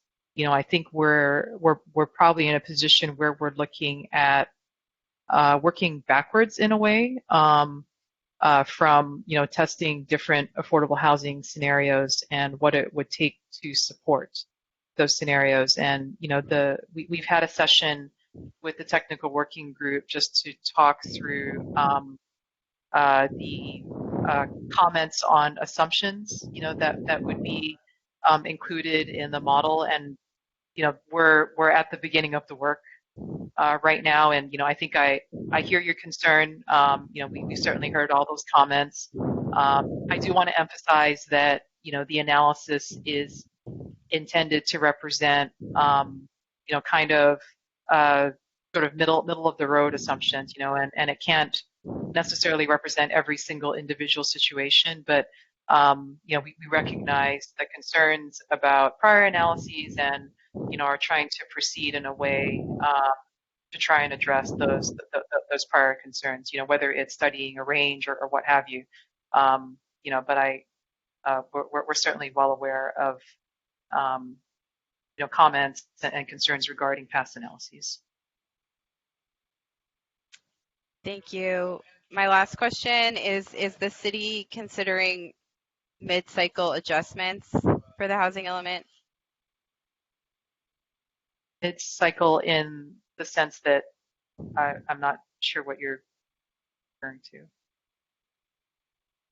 So the housing element is required to provide for mid-cycle adjustments if inventory sites are developed at lower rates or lesser densities, like the no net loss that you discussed, and also if ADU production falls short of projections. So I'm wondering if the city is thinking about implementing mid-cycle adjustment programs in the housing element. If you're not right now, I mean, maybe we could discuss this later. Would love to meet and discuss mid-cycle adjustments as a potential policy for this. The way our understanding of the update to housing element law is that the city has to be compliant basically at every moment in time. So we will have a certified housing element that demonstrates that the city has planned for the RHNA allocation, and we're required by law to ensure that that capacity kind of remains throughout the duration of the cycle. So I don't know that there needs to be a specific program, because housing element law requires that, just as an example, in the future, if there is a development that is on a suitable site and they propose fewer units than was anticipated or shown in the suitable sites inventory, our understanding of that is that we would need to make up those units somewhere else on some other site, whether it be identifying another site or increasing the capacity on other sites. So I'm not sure whether what you're indicating in terms of a mid-cycle adjustment is something that needs to be formalized, because to me it's almost like a live process that we need to continue to monitor and adjust throughout the cycle. Right. I mean, HCD is going to be considering potential mid-cycle adjustments that are programs in housing elements if there's certain assumptions that sort of need to be tested out during the cycle to see how they actually play out. It's something I would encourage the city to definitely explore for this. I have some more comments, but I can save that for later. Chair Sola, should I do comments now, or are we doing comments separately? Why don't you go ahead and make your comments? Okay. So my first comment is that affirmatively furthering fair housing is much more than just making sure sites are not in one place in the city. They're about actually addressing racial segregation that we have geographically, and that our assessment of fair housing demonstrates that we do have a problem of racial segregation in this city, and we do have a history of racial segregation. So any housing element that doesn't take major steps to address that history and undo the problems of racial segregation that we have here is not doing affirmatively furthering fair housing. Everything that is in our assessment of fair housing can be and should be in the housing element. I can't imagine like why the city's own assessment of fair housing recommendations wouldn't also be in its housing element, which is required to do affirmatively furthering fair housing. I think, like I suggested, I think that we should look at where there's segregation in terms of schools, and make sure that we're providing affordable housing and making space for housing at all income levels, where we're seeing a lot of school segregation. I think we have to like closely look at the historical redlining of Santa Monica and the fact that our zoning mirrors it very closely today, and sort of explore why our zoning matches historical redlining, and make sure like that the sites that we identify on the housing element are distributed in a way where the white neighborhoods in historical redlining do get their fair share of housing. Like I said, I think it's really good that the city's prioritizing commercial sites first. I think looking at commercial sites and single family owner occupied sites first before looking at multifamily apartment buildings is the right way to go to minimize displacement. Because when you are looking at redeveloping buildings that have existing residents and renters, that is direct displacement.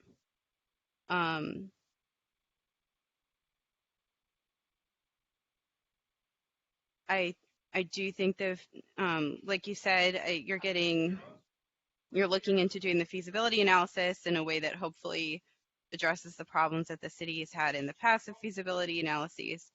I just want to make sure also that the city is following all of the requirements from HCD sites inventory memo, specifically around the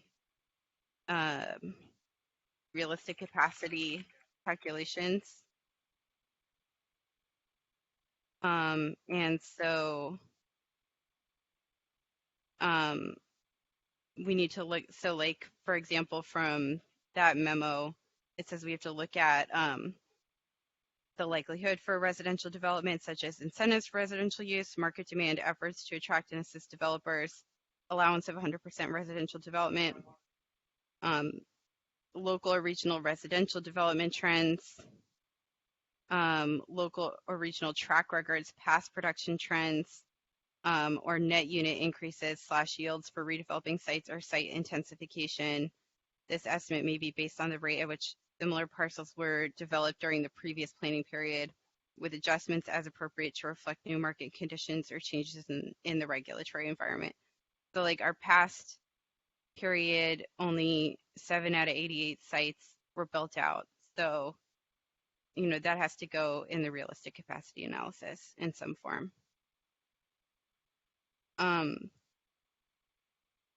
Okay. What policy areas should we explore in the update? Like I mentioned, affirmatively furthering for housing, racial justice and equity, I think should be top priority of the housing element. I was disappointed to see that it's not even one of the main goals at this point. So I think, we have to do everything we can to elevate that as a top priority. I think we should also look at broad upzoning with some kind of value capture scheme for funding the affordable housing that we need at scale, to actually make the RHNA real at all income levels. I think we should explore some kind of automatic program associated with like a mid-cycle adjustment, like I mentioned earlier. Let me see.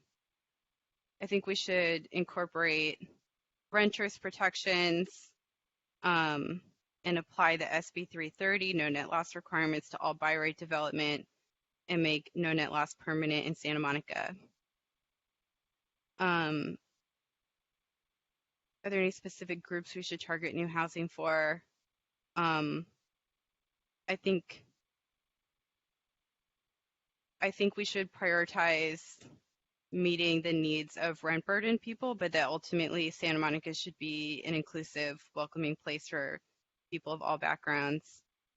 What housing types would the commission be most interested in seeing in Santa Monica? I'm interested in seeing like a large mix of housing types. I think Commissioner Fleur was very right that we need to see more family-sized units, but I do think that smaller units have a place too for meeting people's needs. So I think we're looking at ideally a mix so that everyone can find housing that meets their needs that they can afford. So those are my comments.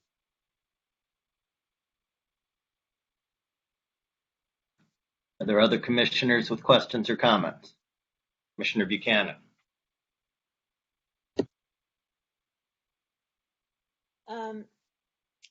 So first, I was struck by the fact that supporting production of ownership units, it was suggested that needs to be encouraged so that we,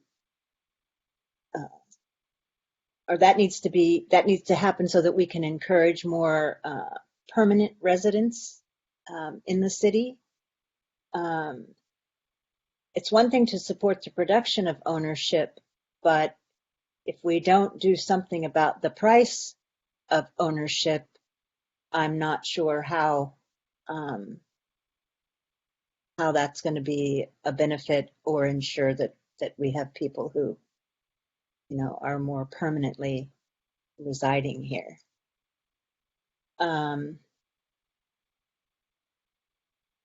I also think that given the density that already exists in this city and the cost currently of building just one unit in a multifamily building, it's going to behoove us to be creative in terms of what we do to build these units in the types of construction or things that we do. You know, I think that we have to seriously look at the prefab housing, shipping containers, you know, other types of housing that you conventionally won't find here in the city if we're going to meet the need that we're facing. Just from a cost perspective.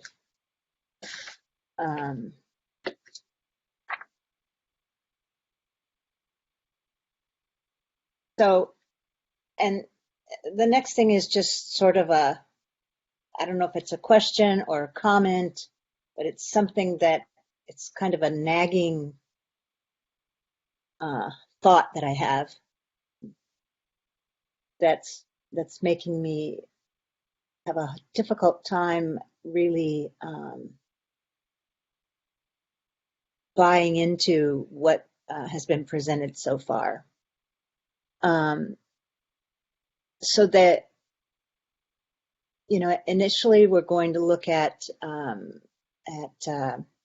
building in commercial areas, and then also in areas that are close, you know, to public transportation.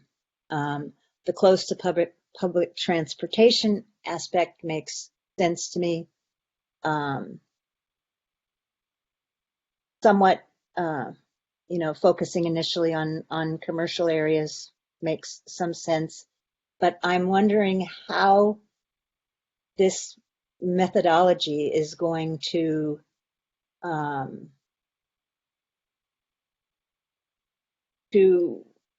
preserve and actually grow diversity in the city, and how it's going to address the problem of segregated neighborhoods. If you are focusing your building in a particular area, doesn't that effectively mean that you're creating new neighborhoods, and you have a danger of those neighborhoods sort of becoming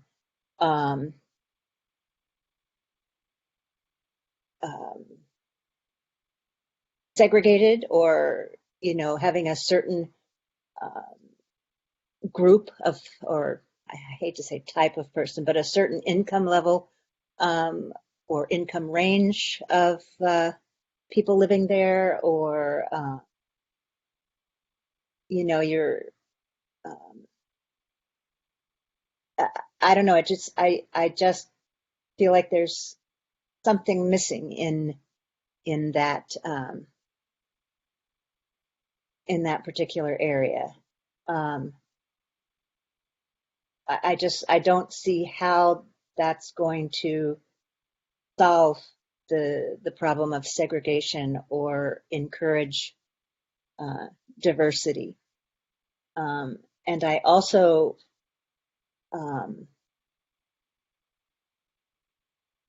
am wondering if the areas of Santa Monica that are currently only single family, that are only populated with single family homes, if those areas are somehow going to end up being taken off the table when it comes to trying to meet our RHNA goals. Currently, I know north of Montana is zoned for single family homes. And that would have to be changed. And I know that would be strongly opposed.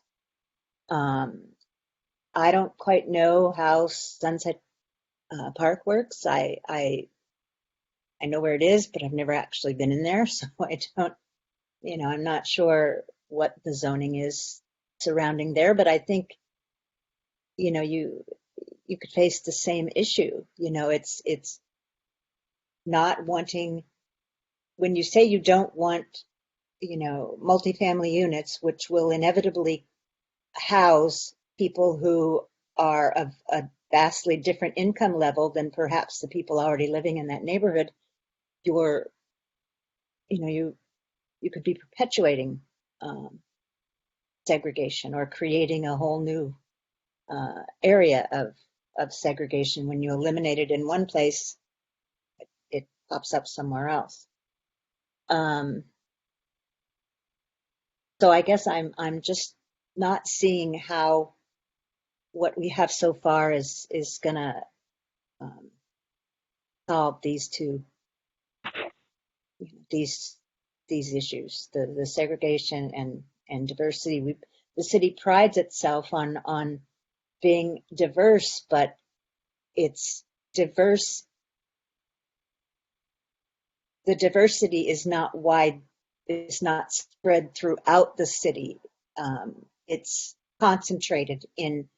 So yes, we might have a vastly diverse population, but it's essentially segregated, or concentrated in particular areas. And I'm concerned that if we focus primarily on commercial areas and places, the areas close to public transportation, and we don't look at the neighborhoods that are currently just single family homes, that we're going to still be in the same boat to some extent. And I don't know I don't see how we'll meet the RHNA if we don't build everywhere.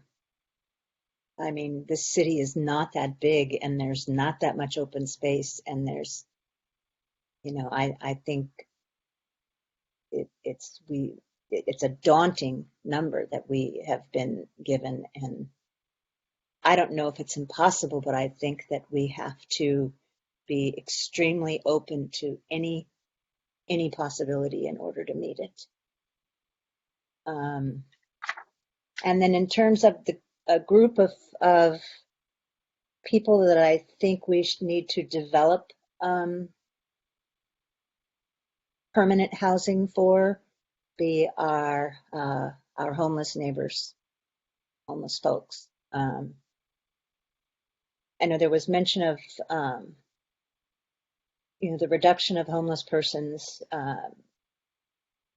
as a goal with the development of temporary shelters, services, supportive housing, and ultimately permanent housing. And I just wanted to clarify that supportive housing is a form of permanent housing. It's not like one of the steps in getting into permanent housing necessarily. There are situations where supportive housing, the support services are needed for the duration that the person is housed, and that is permanent housing, and it's what allows that person to be successful in retaining their housing and becoming, I hate to say productive, a valued member, of the community, and it gives them a sense of feeling like they're part of the community. So that's it.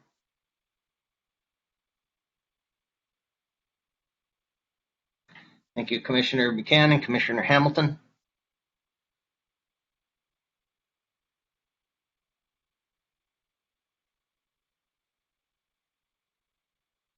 Not hear you if you're speaking. I still can't hear you.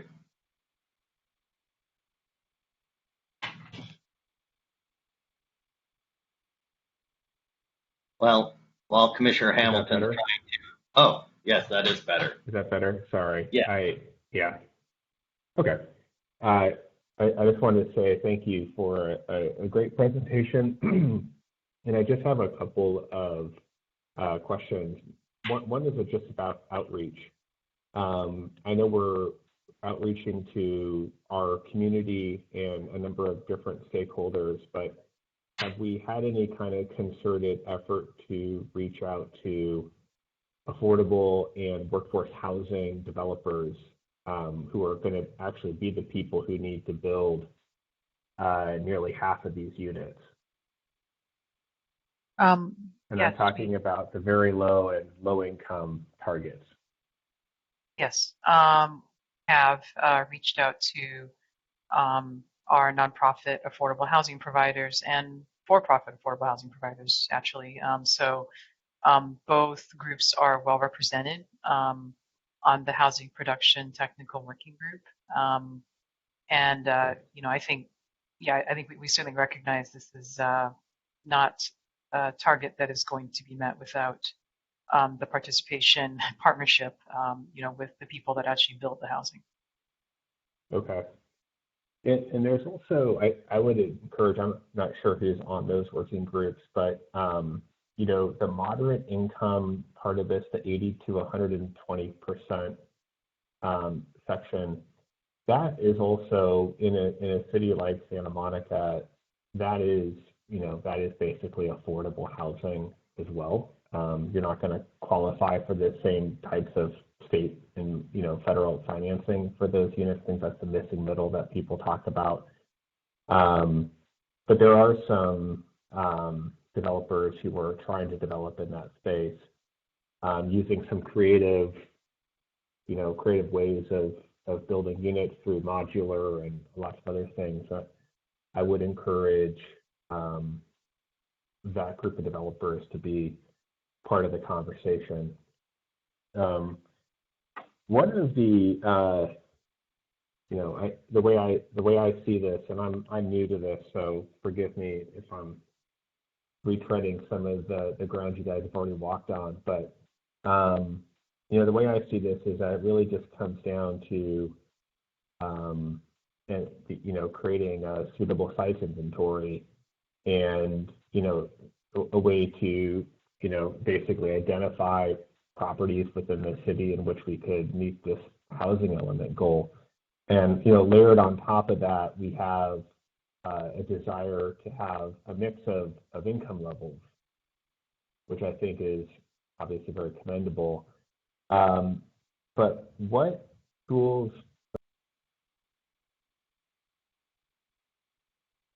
in order to be, to have an acceptable housing element, to actually explain how they're going to pay for or subsidize these lower income units? I think it's one thing to have a suitable site inventory that designates land, but this is a significant input of resources that the city will need to participate in, along with a lot of other agencies. But is there any requirement that the city explains how they're going to actually help subsidize these units as part of this housing element? There's not. I think that is an area that is concerning, to pretty much every city that is undergoing this process right now. As you're well aware, I think Santa Monica has done, more than many cities in that regard of, actually literally funding the construction of affordable housing and the production of it in different ways.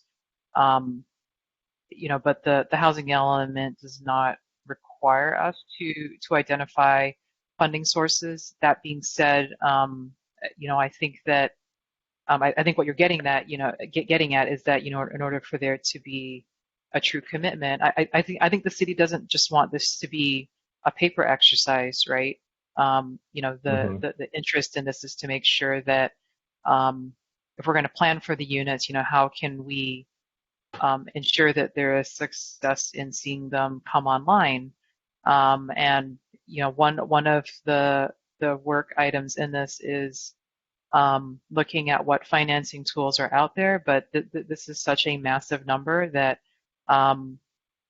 we've certainly heard throughout this process, and we heard from the city council that this is not a target that will be met by Santa Monica doing this alone, or even the West Side cities doing this alone. This really needs some true support, from more than likely state and federal, like who has that amount of dollars, to sort of bring to the table. And that's, I think we heard very clearly from the city council a desire to do what we can to pursue solutions in that realm.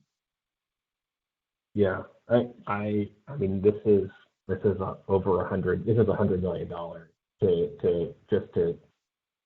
I mean, as far as I can kind of ballpark, in order for the city to really address the subsidy required for some of this.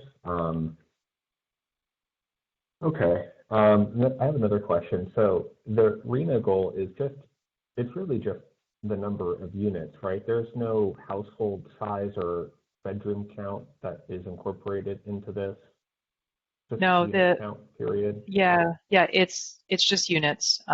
It's blind to all of those things. But there are obviously layers of what's in there is it's broken down by income category, but no, they don't mandate size or what have you. That it doesn't mean that a local jurisdiction couldn't impose those requirements in order to further other goals, other policy objectives. Mm-hmm.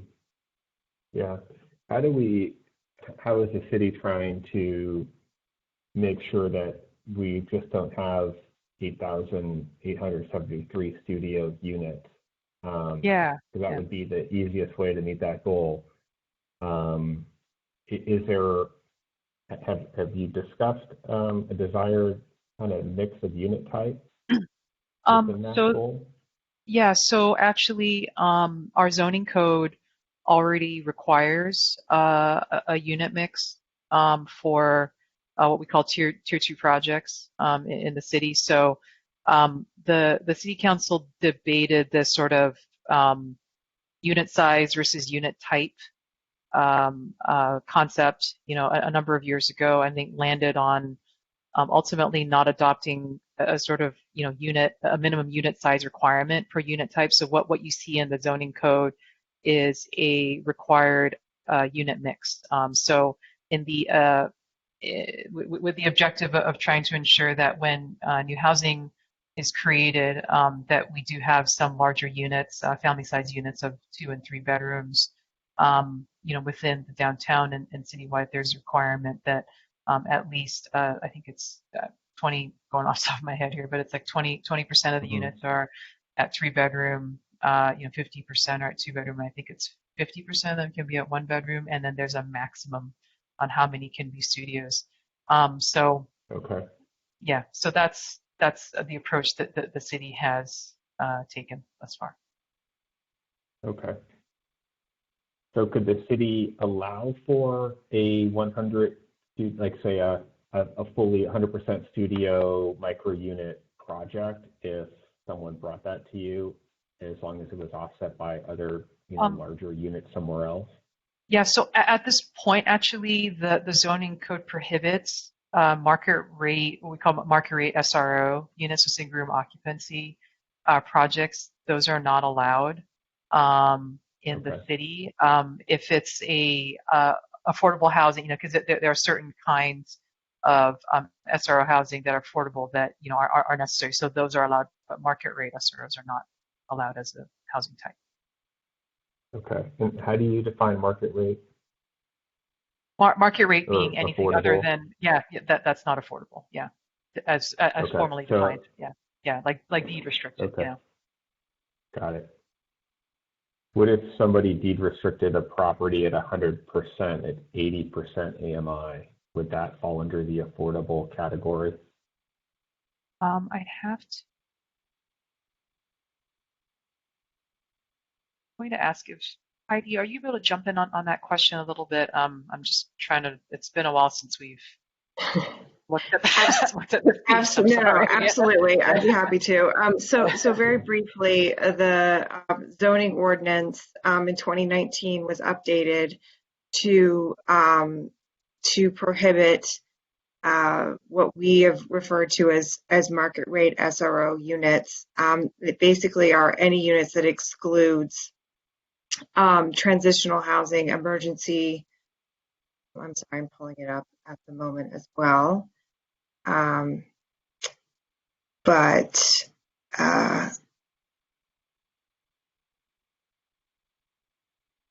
we're all like trying to shake out the cobwebs on.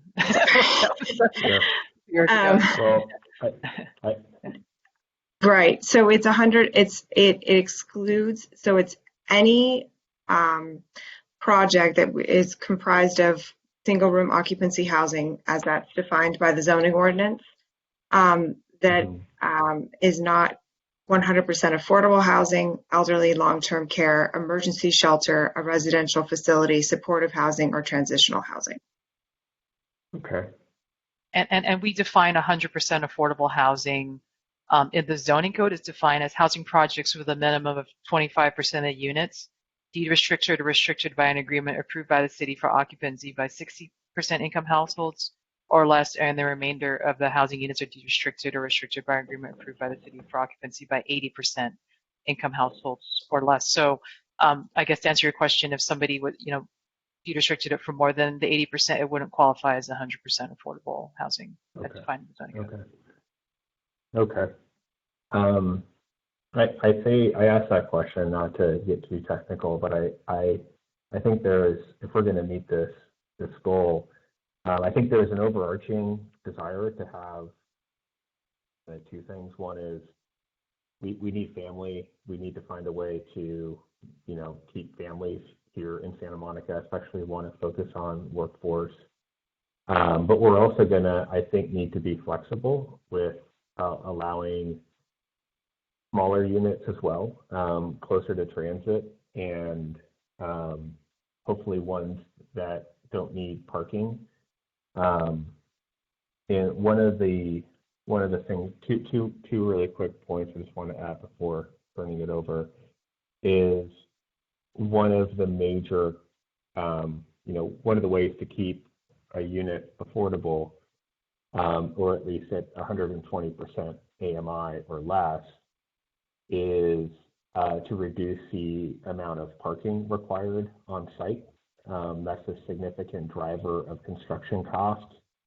And the downtown Santa Monica has a large, we have a great stockpile of large parking structures. And I'm wondering if there's an idea to allow developers, if they're going to keep their rents at a certain level, to not build parking on site and to utilize the parking structures that are already in place. They build those within, close proximity to an existing parking structure for some kind of fee to the city. But the offset would be that they would keep their rents at an affordable level to help us, meet these goals. That's just one idea, is to look at the existing parking infrastructure in the city and see if there is a synergy there with a developer who wants to come in and build low to moderate income housing, to allow them to meet their parking requirements with the city-owned lots. And just an idea. And I think ADUs are a really important part of this conversation. I think they should stay front and center. I agree with the approach to look at our commercial corridors, and particularly, areas that are rich in public transportation. I think, and also city-owned land. I think those are sort of the low-hanging fruit that we would really focus on in order to meet this very ambitious goal. So I think you're moving in the right direction there. And that's really everything I have to say right now. Great, thank you. I did just want to provide some clarification in light of your minimum parking requirement. You may not be aware, but within the entire downtown community plan area, so that's sort of like the Ocean to Lincoln and Freeway to Wilshire, there's no minimum parking required within all of downtown Santa Monica. So we've actually seen that bear fruit with regards to sites that were previously considered or we thought wouldn't be viable, like single lots and what have you. We are seeing housing projects proposed on those sites. So I think in those cases, not having a minimum parking requirement has made the world of difference. For developers proceeding with housing, and certainly I think in other areas of the city, it's a little more challenging to talk about eliminating minimum parking requirements when you're adjacent to residential neighborhoods. There's just a natural tension there, those are discussions that have occurred previously, and they're not easy ones to have, certainly. But I did want to just provide that clarification with respect to downtown Santa Monica. Thank you. Appreciate that.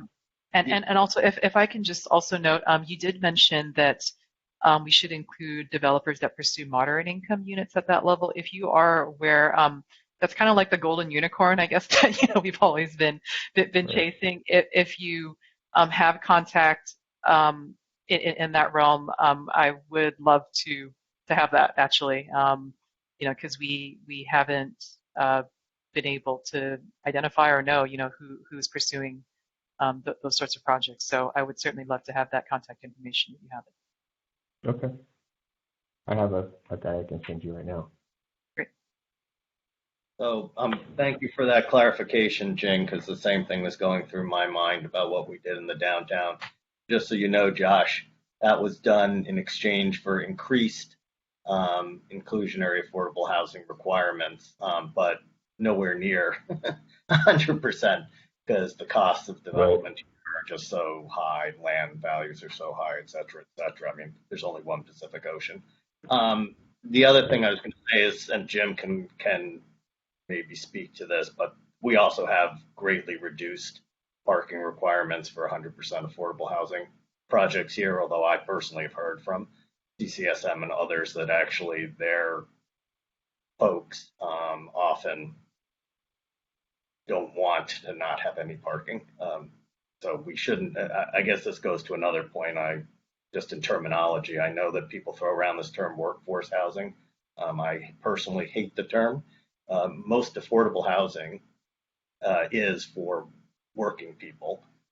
They just work and don't get paid enough to live at a higher wage, and so a lot of those folks do have a car, and that's what they want at the moment. But Commissioner Hanson, you are next on board. Oh, unless Jim, you wanted to say something about the affordable housing parking requirements. No, I think you covered it. There are significant reductions, but for parking when for the 100% affordable developments. But we are hearing from our nonprofit housing providers, there is some pushback from the residents because they do need some cars to get to work. Okay, Commissioner Hanson. Yeah, I guess while we're talking about the parking thing, I'd love to see if there was a requirement that the cost of parking be decoupled from rents for new buildings, so that if you do choose to live without a car, you're not stuck with the cost, and that can make the housing significantly more affordable when that's separate, and gives the developer hopefully an incentive not to build so much parking. Redlining, yeah, I thought what Commissioner Kamner brought up was really interesting, and I think that should really be part of the conversation, is just the kind of historic land use patterns we have and how we think about diversity going forward, and grappling with that. And I know there's a lot of challenges there, but I think it's something we have to address. Even a commercial corridor like Montana Avenue, I haven't seen really explored much as a potential for redevelopment, but I think that there's a lot of single-story, not very interesting looking buildings that are essentially strip malls from the 50s, 60s, 70s, surface parking lots, and that could be an interesting way to spread the availability of more affordable housing, mixed-use housing in the northern part of the city.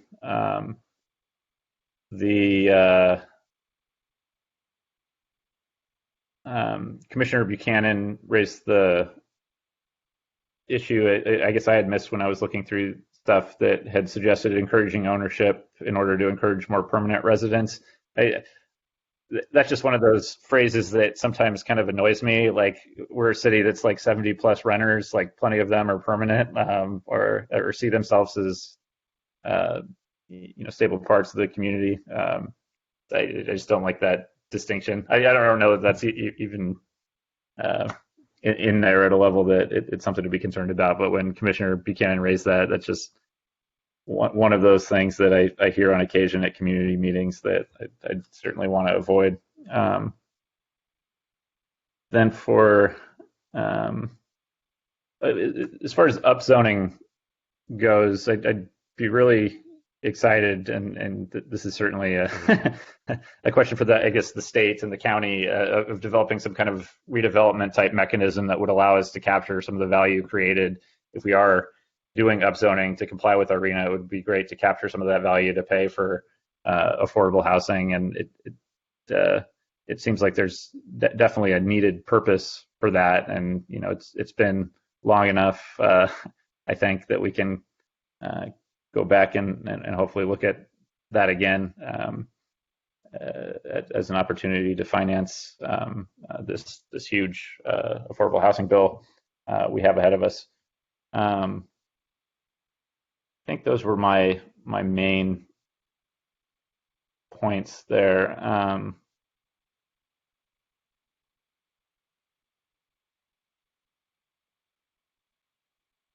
Yeah, I mean, I guess regarding the redlining piece, I think it would be interesting to see like different sets of options of how the RHNA allotment could be distributed throughout the city, so that here's an option that addresses the redlining historically, and this is what it would do. This would change lots of what we're used to. Or this is an option that focuses it just on these corridors, and that requires significantly more height or something in those areas, so that we can look at the give and take, the trade-offs for those options. But it would be very interesting to see, I think, a kind of menu of the different options, so the city can understand the trade-offs and the opportunities that come with the different pieces of that. So those are my points.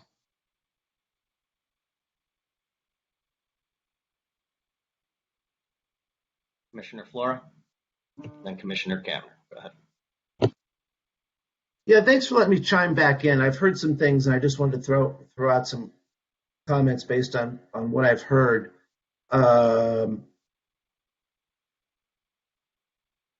First, I don't know where to start. Let's start with a question I've had for years. And Jing, maybe you can just answer this for me quickly.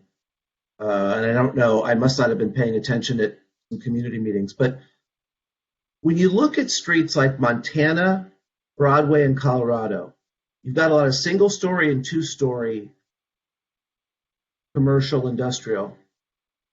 Why aren't we building 2 stories of housing 30 blocks long along all of these boulevards?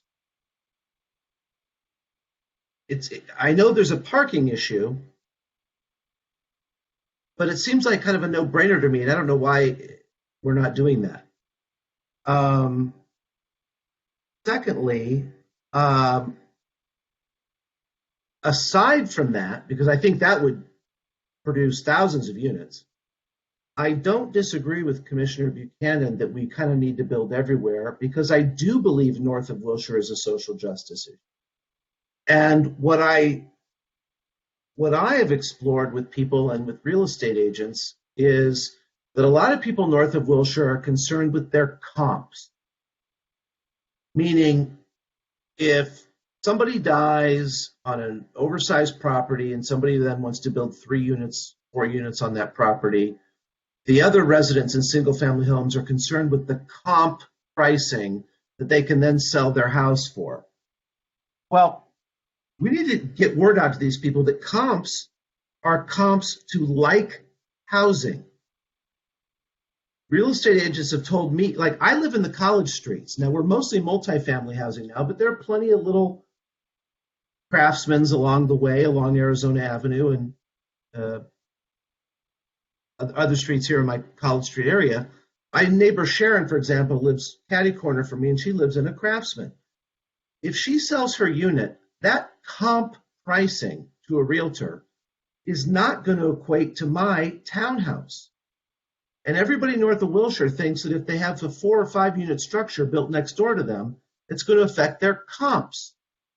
And my understanding is that it is not. If that's not true, let me know.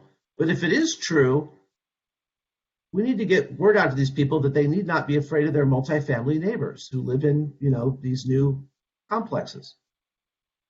Thirdly, I wanted to ask Commissioner Camner, because you rattled off a lot of stuff, good stuff. I wanted to clarify, because you work for a housing organization, are you particularly advocating for both commercial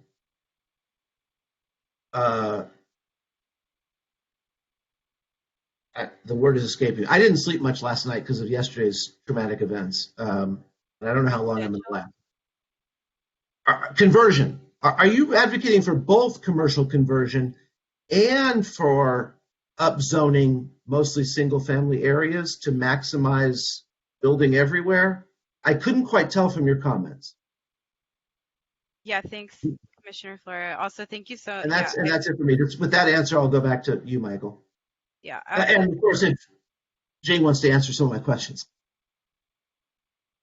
Do you want me to go? Should I go first? Or? Yeah, go ahead first, and then if Okay. anybody has anything to say about what I said. Yeah, thanks for your great comments too, Commissioner Flora. I was saying that I'm advocating for prioritizing commercial and owner-occupied single-family homes for the site's inventory to minimize any impact that this massive RHNA target could possibly have on existing renters in multifamily buildings, just because, you know, we are in this housing crisis.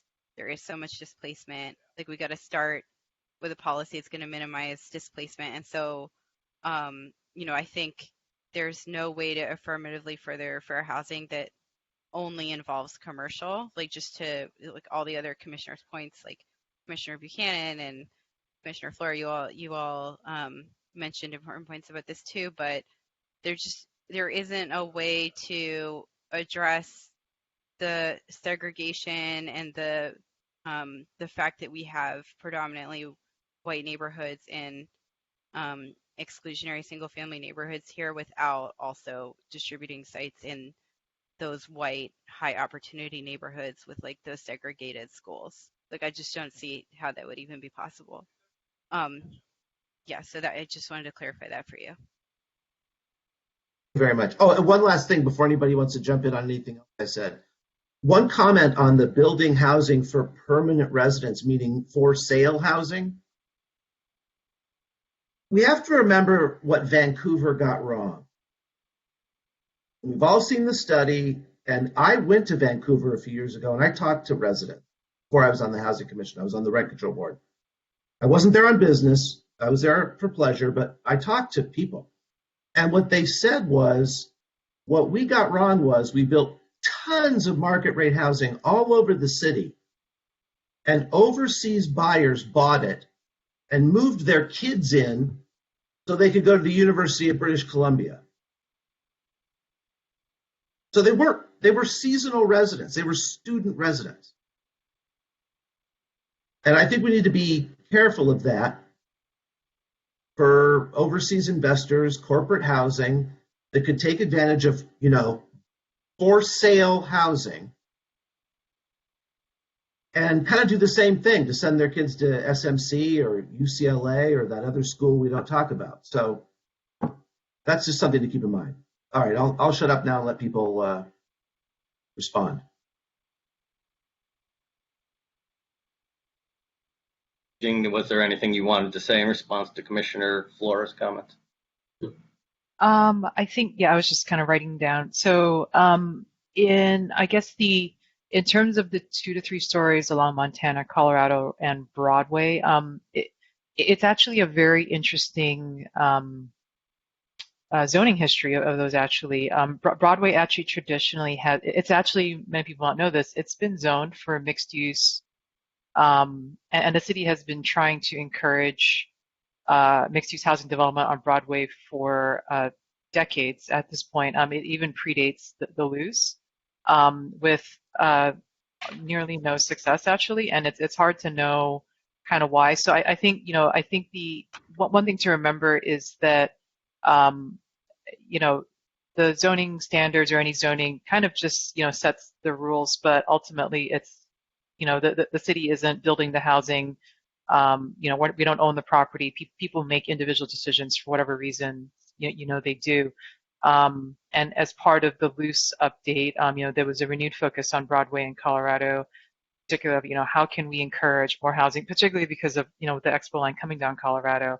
And, you know, in the years since, we still haven't really seen a ton of interest. I think we've had a handful, like 2, you know, sites on Broadway where we've seen housing interest. Because the zoning does actually allow for exactly that, 2 to 3 stories. And I would say, you know, I think this update is an opportunity to explore, you know, what's happened, you know, a little bit since the adoption of the Luce in 2010, right? We're 11 years past that adoption. You know, it was intended to, you encourage development, in these areas. And I think we've seen a lot of response to the policies that were put in place in the downtown, and that's the large majority of where we're seeing a lot of new development is in downtown, and to some degree in the Bergamot areas where there are sites available, and they're sort of sprinkled a little bit throughout the city. But that's part of why we do involve such a broad swath of the community in these efforts, and we make sure that we include particularly housing providers and those involved in the creation of housing in these conversations to understand kind of like what are the pain points, what are the barriers, as to why they haven't pursued it. It's always tough when there are literally thousands of property owners in the city making individual decisions. So it's hard to understand particularly why people don't choose to sell their property or what have you. So that's, I think, I just wanted to provide a little bit of background to that comment on there. I think in terms of Montana, that is where the suitable sites inventory is by its very nature an iterative process. So I don't think you've seen anything in what the staff has presented that has suggested that Montana is not going to be studied, or that there's not one area of the city that's being excluded over another.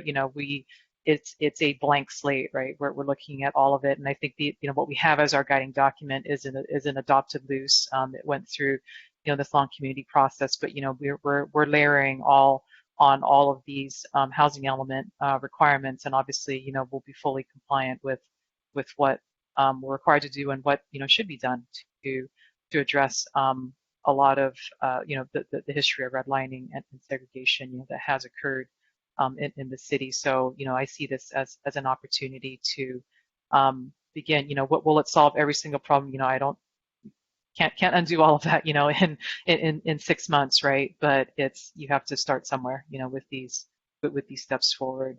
As I think I've heard sort of comments tonight in terms of starting with commercial zoning and owner-occupied single-family sites, I think that's where the sort of ADU conversation does come in. That we have taken a lot of strides, both to be consistent with state law in terms of removing those barriers, and we're seeing significant interest. And I think the comments we'd heard from Planning Commission and Council was looking at ways, how can we incentivize more ADU units on single unit dwelling properties? Is there incentives to produce affordable ADU units? If you could have more on a property, that sort of thing. To try and think through creative ways to encourage more units on those sites. So so that's, I just wanted to provide some response to.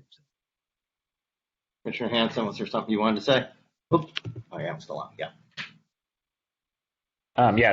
Thanks, Michael. Thanks, Jing. I was just thinking, I think one of the challenges on the boulevards like Broadway, if you're talking 2 or 3 stories, the existing commercial use is probably returning enough to the property owner that it just doesn't make sense to convert. So it may require a little bit more. I was curious, what's the height limit that gives you the best value of like cost per unit based on what construction costs are? Like, is it a 4-story? Is it a 5-story? Is it a 7? Like when do you have to start stepping up to steel? And where do we get our most affordable units per lot? And is there a way to determine like our zoning strategy based on that?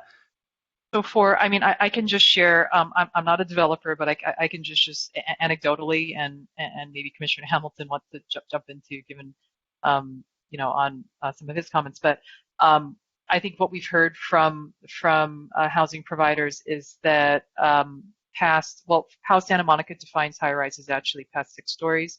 Mm-hmm. So, but my understanding is that 5 stories or 6 stories, like you start needing that, the high rise requirements kick in, mm-hmm. and it flips it into a different construction site. So, you either go from, I'm going off memory, it's like 5 to like 8 or something like that. Like, it doesn't make sense just to add one more floor at that point. Okay. Because the cost of construction goes through goes exponentially higher. So that's kind of anecdotally what we've heard, from developers. And, I don't know whether that's changed given construction costs being what, we've heard, what they are and what we've heard, recently. So I think that's something that we're continuing to explore through the working groups as well. So given that, I think I would add to my comments just that, like, anywhere we can that's feasible, we should max out on that height, going up to that height on the boulevard, so we're getting the most height per unit of land that we have, because really that's what this is about, is trying to squeeze in as much housing as we can given a limited set of properties. And if we can do that in a way that minimizes the construction costs and can hopefully lead to at least slightly more affordable units, all the better. Just so you know, Commissioner Hanson, I'm on the production working group, as I know Commissioner Kamner is, and perhaps some others. But in my small breakout group, I asked the HRNA people if they could look at that question for affordable. That's precisely how much higher do you have to go on the steel frame construction in order to make it more cost effective? Makes sense. So that is a good question, but at least it was thrown out there. Whether it will be studied by HRNA or not, I don't know, but at least a question there. Commissioner Kamner. Thanks. I had another question based on this conversation. I was wondering, Jing, would it be possible if the city constructed enough units over this cycle with an inclusionary program to meet the affordable housing arena, or get very close, even without hopefully other public sources of funding that we get from the state or federal government? You mean could we meet the arena goal, the affordable housing goal, without any public assistance? Is that what I'm? You're asking? If there was enough units constructed throughout the city, like a large enough number of units at scale, where with an inclusionary program that would allow us to meet those affordable housing numbers. Well, if you look at our allocation, kind of scrolling backwards here to get the actual number, it's, about 6,000 affordable housing units. Yeah. You'd have to, if it's based solely on an inclusionary program and it was, pick any percentage you want, 20%, 30%, 50%. I mean, you're talking about an exponentially higher amount of just like overall total units. I can only go off of what the city has historically permitted, and what we've seen in terms of just pending application activity. I mean, you'd have to see proposals at an unprecedented level, to be able to achieve that without, like, solely through an inclusionary program. You're talking about tens of thousands of units in order to achieve, 6,000 affordable units. And to ask me to say whether that's possible, I mean, I can only go off of historically. I don't know that that's realistic. Just given, I don't know whether there's enough land available, whether applicants have, the wherewithal to pull, to move forward with that many projects, that many units, in the time frame, over 8 years. I'm not sure that that's realistic. It seems to me that we have the space for that. We know we have a large amount of demand. It seems to me that there just isn't the will to do something like that and actually meet all of the affordable housing needs. That may be so. Any other commissioner questions? Or if not, I'll take my turn, but somebody seems to be lighting up there. I also just wanted to put in, Vice Chair Hilton is on the phone, so I don't know if he had comments And then we do have one comment from the public whenever you would like to. Actually, it looks like she may have just put her hand down, but that might be there as well. A good point. So why don't we start, Vice Chair Hilton? I apologize. They don't even have a representation of you on the picture here. So would you like to make some comments or questions? I'll start with a two-part question on local revenue. Since affordable housing is 2/3 of our total allocation, what is our trust fund budget, and is our revenue and sources of funding secure? The second part of the question is, what amounts do other cities in the region spend, and where do they get their funding? I should probably take that. Can you hear me? We can. Yes. Okay, great. Well, as you know, the pandemic has changed the outlook for at least the near future, Vice Chair Hilton, with respect to the housing trust funds. We've been talking about an average of $15 million, but that was for the last several years. That's based on two primary funding sources: the percentage of the transaction and use tax that the Santa Monica voters adopted or passed via the Measure GSH. That was passed in 2016. So the last few years, it averaged about the $7 to $8 million a year that was estimated. And then the other, about the other $8 million or so a year on average was really the result of a $72 million loan that the city made to the former redevelopment agency that has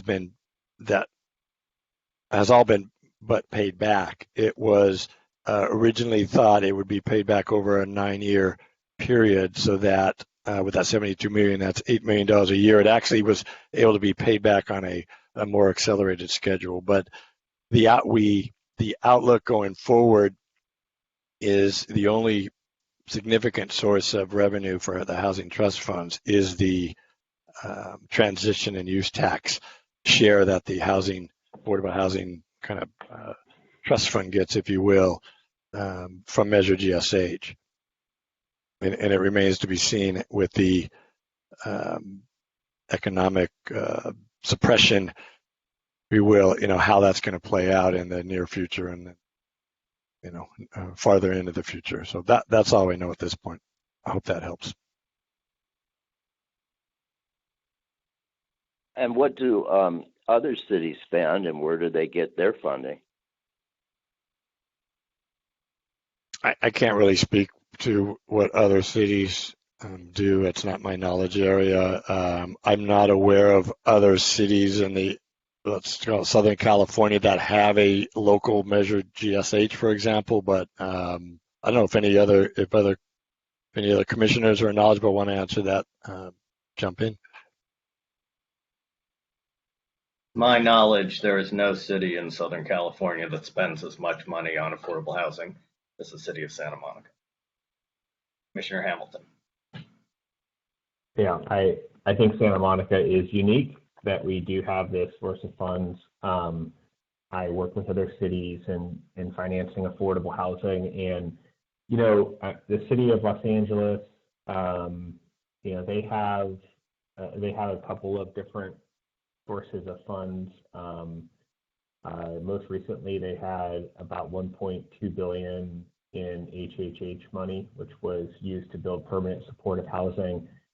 And just as a side note, those funds have been totally expended, and they're probably going to get about 6,000 or 7,000 units out of that amount, just to put things in perspective. Now, those are all very low-income units at 30% of area median income, so they take more subsidy.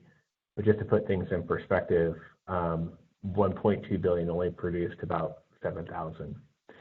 But in terms of like other cities,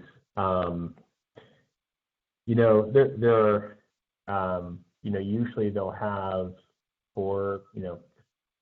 most have none, but some will have just enough to provide a small piece of financing for 1 or 2 projects a year.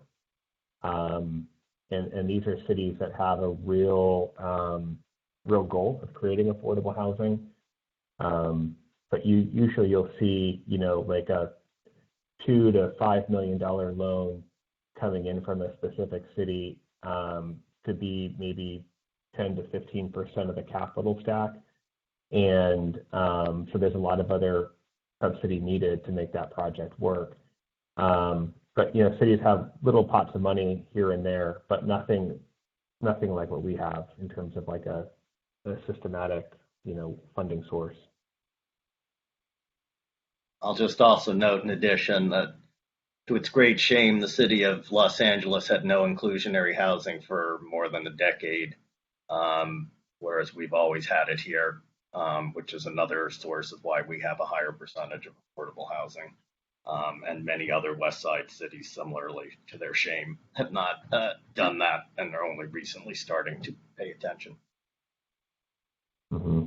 But you have the floor, Vice Chair Hilton. All right, I have 2 questions for planning staff. So prior to the 2010 loose, there was what's called, quote, 50% housing floor area discount. Can you describe the 50% floor area discount?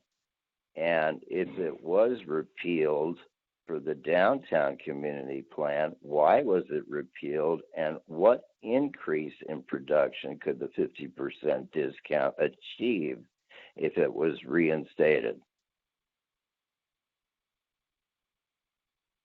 Yeah, so they're prior to, not the lease, actually prior to the downtown community plan, there was within the zoning code a 50% floor area discount if you provided, if you pursued a housing project and it had a certain level of affordable housing in it. And that was a policy decision, that the city made in order to spur the production of housing. Downtown Santa Monica didn't used to have, all the apartment buildings that you see there now. This was a policy decision that was made in, I believe it was kind of like the early 90s, through the 2000s, and it's very successful, in producing, over 2,000 residential units within the downtown. However, as part of the DCP process, one of the interests in that was, why was that requirement or why was that incentive, that particular zoning tool removed? It was really for transparency, but I will say it wasn't taken away. The actual development capacity was not eliminated. It was basically integrated into the development standards you see in the DCP now. Because I think one of the concerns that the community was expressing is that they wanted the standard they see on paper to actually translate to what was being constructed. So I think that's it was a sensible request. That if someone picks up a zoning code and says that your floor area ratio is 0.0, that is what you think it is, and it's not secretly 4.0. And I think that was the concern that was expressed throughout that process. So, what you see actually adopted in the DCP is not, it is actually just a reflection of, the development capacity that was previously allowed, but it's just been daylighted, I guess, if you will, to ensure that it's transparent in terms of, what is allowed on the property. And this question has to do with sustainability that was mentioned earlier. Density, also vacancy rate. 2 numbers are provided in the SCAG local data, pages 10 and 11 for reference. One, and this is vacancy. One is an 8.6 citywide vacancy, and then the for rent vacancy is given as 9.7%. Separately, the Housing Commission received a report in January last year that the vacancy in one Santa Monica area was 18%. So the question is, what is a vacancy rate percentage that's considered significant? And does the housing element RHNA methodology consider vacancy numbers in the allocation? Yeah, short answer is that it does. In terms of the vacancy rate, I will say that the number that SCAG Club, and I'd have to bring it up in the SCAG, I think this is by data. It is, yeah.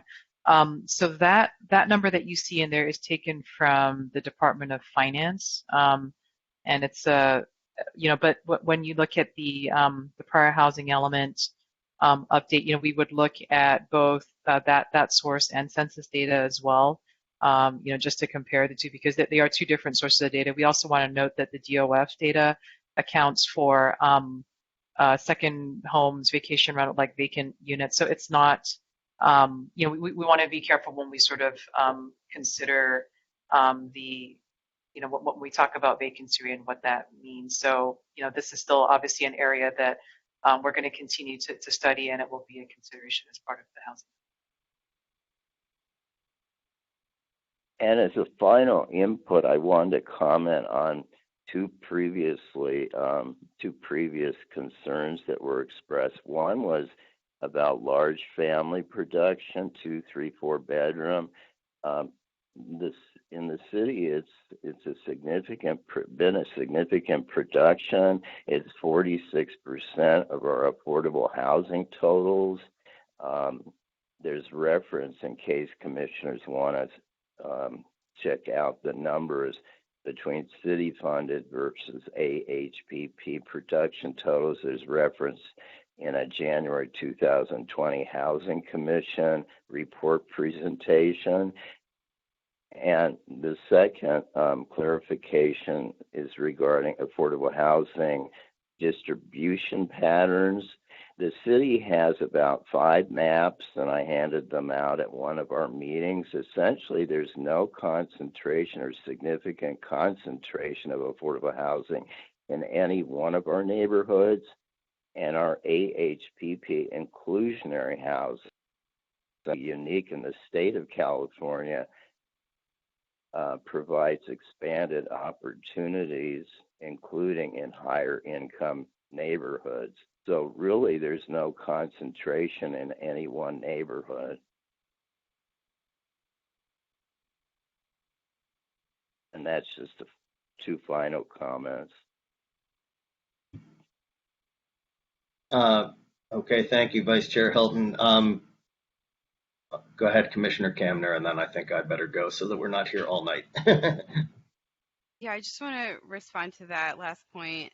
I brought this up at the Planning Commission meeting on this, and I was sent a map showing the distribution of affordable housing in the city, and I compared it to the historical redlining map, and it did match the historical redlining map with most of the sites in the redlined areas, some but much fewer amounts in the yellow areas, and none in the blue and green redline areas, which are the white neighborhoods.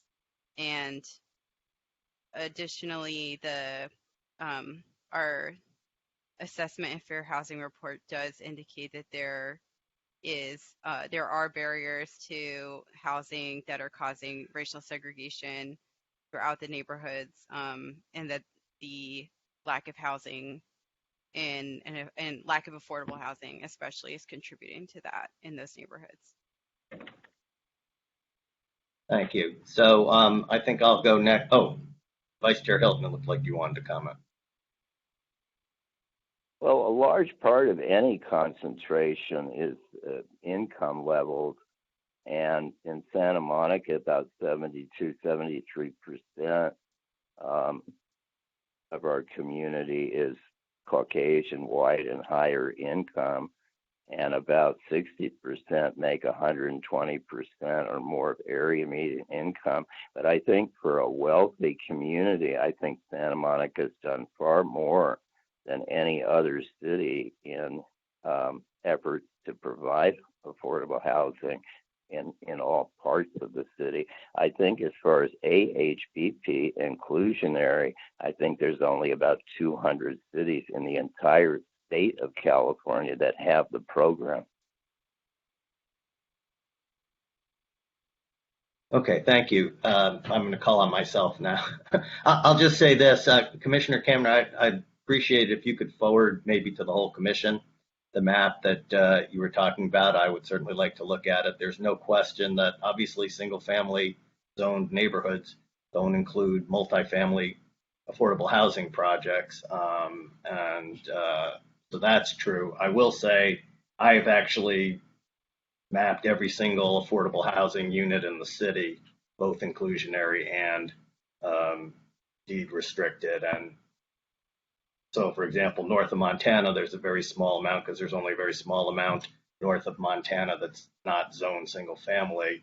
But north of Wilshire, there's over 900 affordable housing units in the city. However, a lot of that is concentrated, interestingly, west of Lincoln. So we put more of our affordable housing near the ocean, which some people might think is a better area as opposed to worse. So I think it's an interesting and complex issue, which I'm very interested in as well. And I have not seen the map you're talking about, so I'd love to see that. Maybe I can integrate that with these things, and we can all have some data to look at for our next meeting when we talk about this more.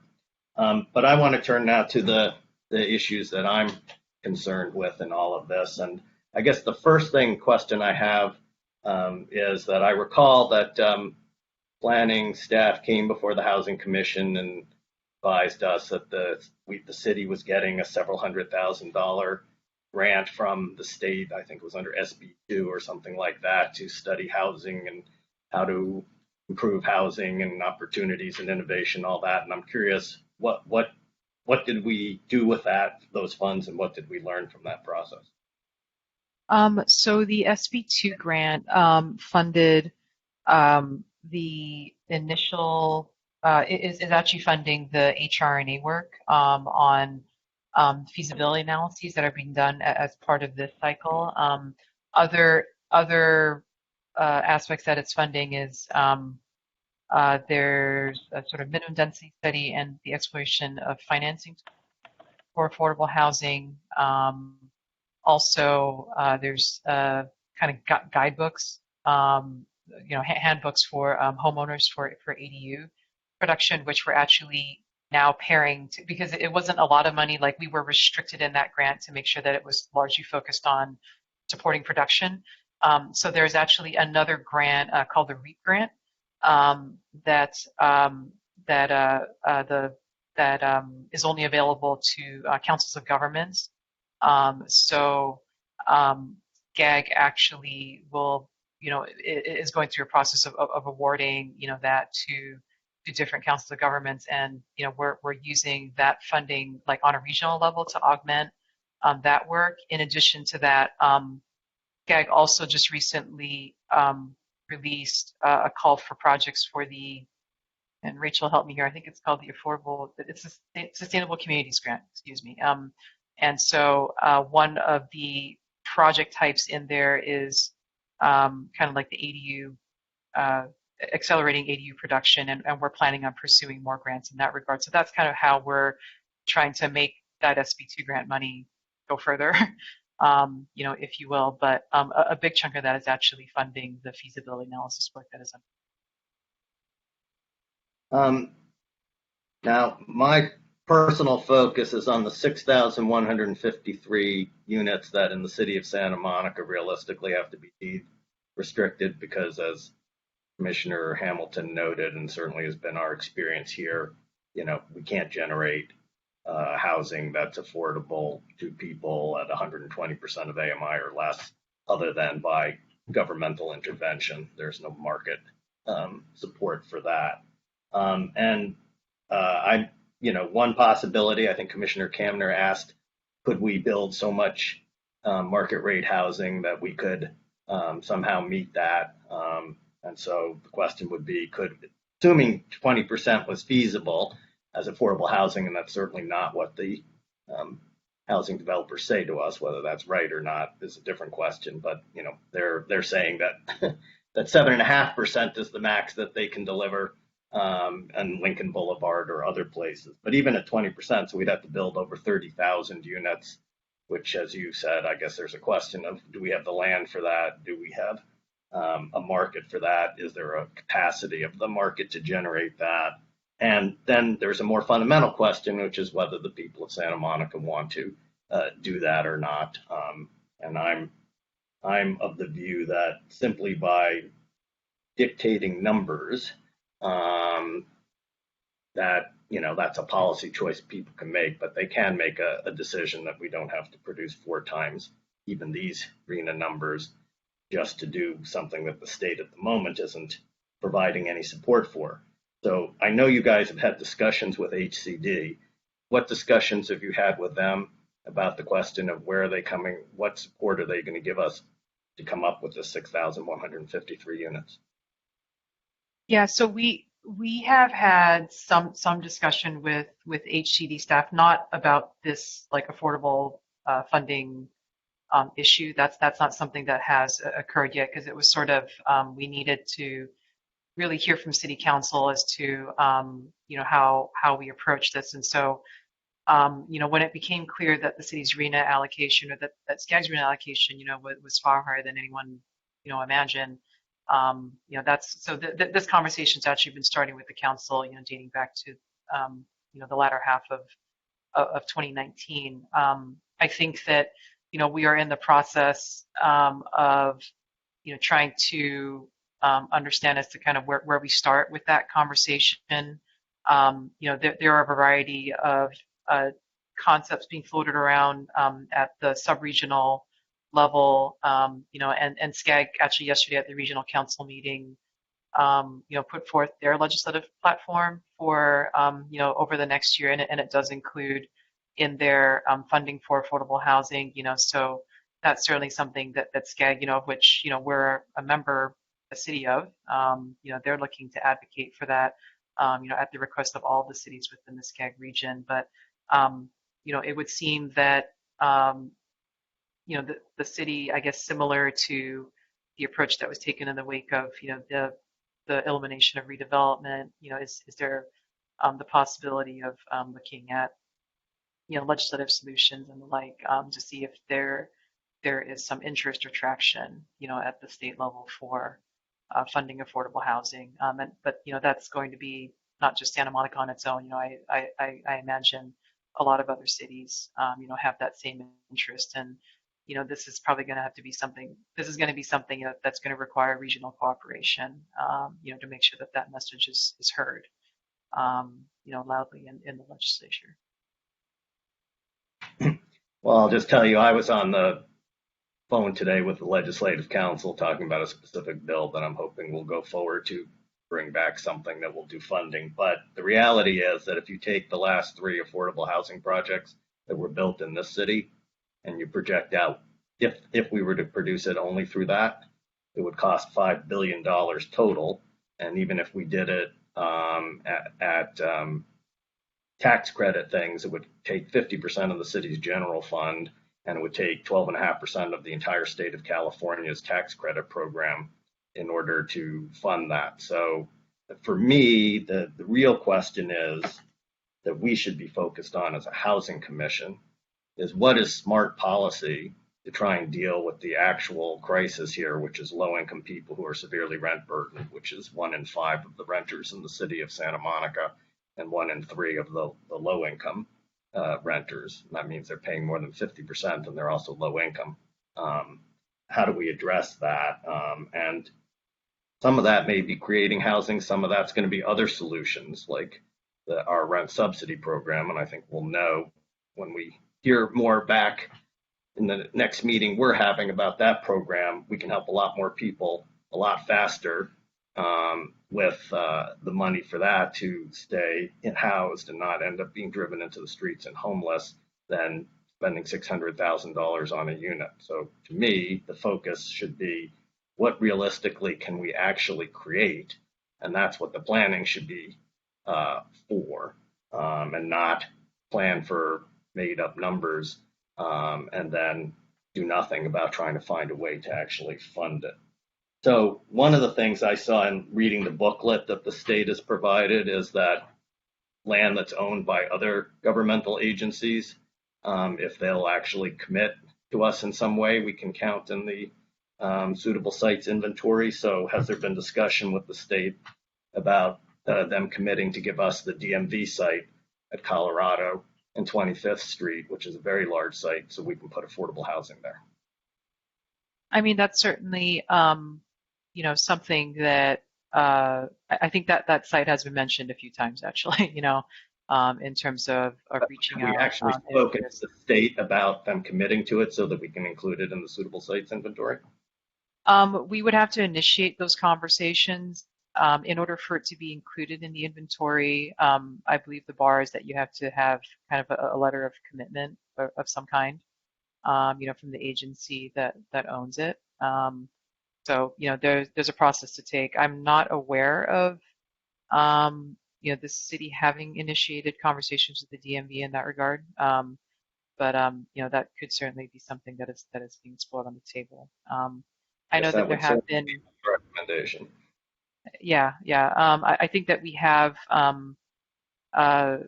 there may be viable sites with respect to school district-owned properties. As they kind of move their offices around and what have you.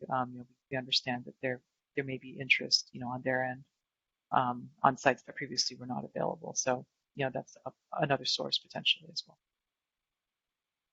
And the college land, I guess the land they own is really actually in the city of LA, right? So we couldn't, even if they decide to do affordable housing there, we couldn't count that. Is that correct? Yeah, you mean the land that's like on the next to Bundy, kind of out there? Yeah, that's within the city. It has to be within our boundaries, our city boundaries, in order to count. And when not only did the Housing Commission get presented a list of public land, but there was initially recommendations from Andy Agel, made the presentation to us about which sites were the most promising to start with. Is that analysis been provided to you folks? Is that analysis being driven further so we can figure out realistically what we could put on those sites? Yeah, that information was provided to us. Yeah, the map and the recommendations. And when trying to calculate for purposes of the housing element, how much housing can be put on that site, I think this goes to a question that Commissioner Hamilton asked, but it wasn't clear to me from reading the guidelines either. So I guess I have two questions. Right now, what is the maximum zoning for affordable housing in the city? I know some recent actions was taken. Was it just to add the 3 stories to whatever the underlying zoning is, or have we done something more than that in terms of height and density? Yeah, if it is within a commercial zone, state law says that you have to be, basically no limits on density. So whatever the maximum height in the zoning ordinance is, it's 3 stories or 33 feet is the sort of like height limit, if you will. But in terms of number of units, there's no limit on that. What we have seen from affordable housing developers is there's sort of, I would say, self-selecting out of producing like really huge, like mega buildings, if you will, really due to quality of life considerations. We've seen that, and we've in talking with affordable housing developers, they're sort of choosing not to build, really, really big buildings with hundreds of thousands of units in them. So that's what it is within the commercial zones. Within the residential neighborhoods, it's the same thing. It's unlimited density in 3 stories. So there's not one height across the city because it's just based. It's 3 stories on top, of whatever the maximum is for that particular.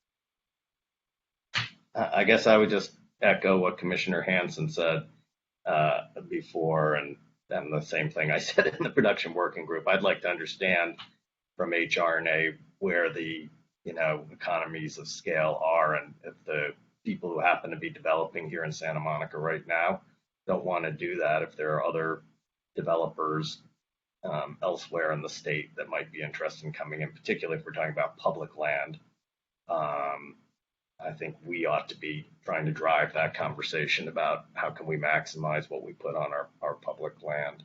But for purposes of, and then so it's that would drive how we calculate the number of units or whatever. And then, but there's, to Commissioner Hamilton's point, whether or not there's actually any prospect of it getting funded or not is not part of this analysis. Is that correct? Yeah, I mean, in terms of what we're mandated to do, no, we don't have to identify where the funding is coming from. Okay. Now, it looked to me from page 9 of their handbook that we can designate whether we're putting the low-income housing on a particular site or some other kind of housing on it. So does that mean that if we find suitable sites for the market rate housing that we can reserve the other portions of the available land to actually build this affordable housing that we're talking about, so that we don't have to compete with market developers and therefore have the price go up even higher, which of course makes it more expensive for the public to fund the affordable housing? So I think your question is like, could we zone exclusively for affordable housing as opposed to market rate housing? That is a question we would have to explore with the city attorney's office. I think we did sort of have a proposal like that in the zoning ordinance. I think after the loose, in the industrial conservation district, I believe it was restricted only to 100% affordable housing. And we were and that was removed due to concerns about fair housing laws. So that's something that we would have to look at with the city attorney's office as to whether the legality of doing that. Okay. It also looked to me, reading this report, that if you don't have enough sites for your low income, then that means that all housing everywhere in the city becomes by right, so long as there's at least 20% of it that's for low income housing. Did I read that correctly? This is actually a point that our housing element consultant clarified for us. So the way it reads, we initially thought that's what it meant too, is that, you then have to have a minimum 20. So it's actually kind of like an inverse. It's like if an applicant proposes a project with a minimum 20%, then it's by right. It's not an automatic, if that makes sense. So we initially were looking at it as that all development had to have minimum 20%, but actually what it says is that the applicant has to propose it. And if someone does propose it, then it becomes a by right process. Right, but that would be for any housing project anywhere in the city. Correct, yeah. So effectively, it may be the case. So, I mean, I think in any event, like, we're planning for it in terms of studying it in the feasibility analysis, of what would it take to support a minimum 20%, just to be able to understand that piece because of that potential possibility, given the way my question's a little different about it, which is, so right now, since we've been doing a lot of things to make most of our housing by right, what would that actually change in terms of the processing in the city? I mean, downtown, if you meet the objective standards and the affordable housing, except for the 3 large sites, isn't that all by right already? The only thing that would change is, I think the thing to note is that the within downtown, yes, that's right. But for the rest of the city, it's actually under an interim ordinance. And for this to count, we would have to, the ordinance would have to be effective for at least, the 8-year period of this cycle, if not just permanent. So that's not my question. That's not my question. My question is, assuming that because they've set the goal at this level, and if the consequence of it is that if you don't have the sites for it, you have to make the housing by right if somebody comes forward with a project, so long as they include at least 20%. I'm asking, where does the by right part actually change anything from what our existing zoning already provides? No, that's what I was responding to. Maybe it was too nuanced in there. Is that as of today, it's not different. But what I was saying is that if within the downtown, it's already codified, like it's within the DCP. But throughout the rest of the city, it's under an interim zoning ordinance as of today. And that ordinance is due to expire. I think it's the end of 2022. Which is obviously not the entire 8-year cycle. So what would be different is that ordinance would have to be codified as permanent. And I think the other issue is that potentially there may be implications for design review, that could be different as well, given what is meant by right review. I think that we're still, because this is new law, sort of unraveling what that means in that regard. That I appreciate as a lawyer, and having at some of these laws and trying to parse through all of it. It's very complex. Okay, and the 20% affordable housing, so outside the downtown, that would actually be higher than our existing requirements, correct? Absolutely, yeah. And I think and within the downtown, where we have higher for certain size projects, would this override our existing affordable housing requirements, or would it, when it says at least 20%, if our requirements are higher, would you have to meet the local requirement as well as the state requirement, or is that something that's also unknown at present? Yeah, I think that's something that we'd have to look at in terms of how that integrated with the system within the downtown already. Outside of downtown, absolutely, it would be higher than the minimum, because the HPP right now is minimum. At the moment, you can't do extreme low income, so it's 10% is the minimum under the HPP program. I think we received pretty clear direction from council to, this would be the opportunity to sort of overhaul the HPP program and not have this, buffet menu, what have you. To how can we improve it to make sure that we're maximizing inclusionary units in new market rate development. So, that's definitely a core focus of all of this as well.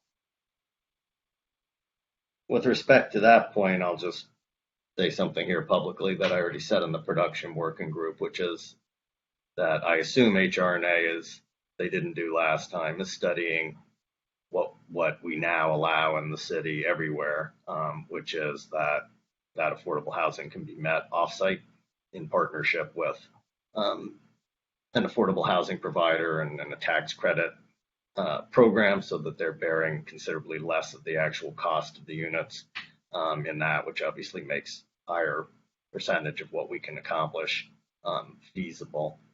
So I would assume there's going to be such a scenario, and at least for me, I'm open to our looking at the question of whether in order to do that, because I personally think that's our sweet spot of where both the developer gets a better deal and we get a better deal in terms of more affordable housing, assuming that there actually is tax credits available and the state or federal government, is supporting us, whether the existing limits on exactly where it has to be and the like ought to be loosened in some way to make that a more viable program. But I think that's something that we ought to be looking at, because I do think we should do inclusionary. I'm personally not convinced that we can do 30 some odd thousand units worth to get that at the 20% if we could even get it, but we definitely should have our inclusionary program. In terms of ADUs, you said that you're trying to think about how to make them into actually affordable units. I'd be very interested in hearing what ideas are for that, because my concern has been, particularly now that it's easy to build, that when you have people I forget what you showed, what the median home price was in Santa Monica, but whatever, people can afford to buy those kinds of homes are not likely to be driven by getting the income off of that kind of a unit. The way, for example, it's much more effective in parts of Los Angeles County where you have lower income homeowners for whom that income would actually be a significant benefit. But I'd love to figure out how we could incentivize actually affordable ADUs. And I guess there are two questions. One, can we incentivize it in the single family neighborhoods? And the other is, can we incentivize it in the, as you pointed out, now that we can put them, for example, on some of these smaller apartment complexes where it would probably be a boon to the landlord to be able to have another renter. Yeah, I think it's a great question, and I do want to clarify that wasn't something that we had like come up with on our own. I mentioned it because it was direction we received from the Planning Commission to they made it as a recommendation to council for consideration, and council said yes, absolutely, explore that concept, and so we don't really have any ideas or answers about that yet, other than wanting to think through, what is the as simple a program as possible, I guess I'll say, because the applicants who would be executing something like this, largely would be, either single unit homeowners or potentially, landlords of smaller properties in multi-unit neighborhoods. These are not, necessarily professional developers and the like. So, I think one thing that we have recognized in the 2+ years that the ADU program has been in place, as we know it today, is that simpler is better, and clarity in, the requirements is really, really important for homeowners to want to confidently pursue, producing an ADU. So, there are great examples kind of all around the state of different things that cities have tried. And, City of LA has a fairly well-formed program that's run by, a third party on their behalf. But, we're not the City of Los Angeles. We don't quite have all their resources. And I think what we're trying to figure out is, whether I think in this case it may be one where I think we don't necessarily want the likelihood of someone doing it to be a barrier to, putting in place the possibility of the opportunity for somebody to pursue a program like that. It may not bear a lot of units, but I don't think we want to necessarily not have something available should someone be interested, So that's kind of the approach you're taking to it, is, starting to just explore that idea. Well, that's something we had taken a look once at, and maybe we ought to take a look again and see if we can come up with some recommendations for you. Another question I had was I just wanted to comment of where we put housing. To Commissioner Flores' point, actually, if you want to convince people why you should allow multifamily, is the only reason anyone's ever going to develop something multifamily in a single family neighborhood is because they can make more money than building a single family house there. And if they can make more money doing that, they're going to pay you more money for your land and the house that's on it in order to redevelop it into it. Otherwise, there's the same point you were making about Montana Boulevard, which is actually something in the working group Chris Harding made, and someone else was talking about, I think you were saying, about on the boulevards, and unless there's sufficient rate or profit to be made, there's just not going to be an interest of the landowner to sell, and there's not going to be an interest of the developer to build it. So actually, it will end up making people who own single family homes even have more value, not less, so if people are worried about that. But, I guess there's also the question of how fast is that going to happen, and that's, at least for me, I'm more focused on how we're going to get the resources to either keep the people we have that are severely rent burdened in place here in Santa Monica now, living decently, or creating, true affordable housing units. But let's see, what other comments did I want to make? Oh, I had a question about SB 35. So if for SB 35, if you don't make your, in the measuring period, your low income units, your affordable units, then the consequence is that it makes it by right and without parking requirements for projects that have at least 50% affordable units. Is that right? Right, that's right. Yeah, it kind of, it's like a scale depending on what you don't meet. So if you don't meet your lower income RHNA, so you're very low and low, then developments, if they include greater than 50% affordability, then they get that streamlining.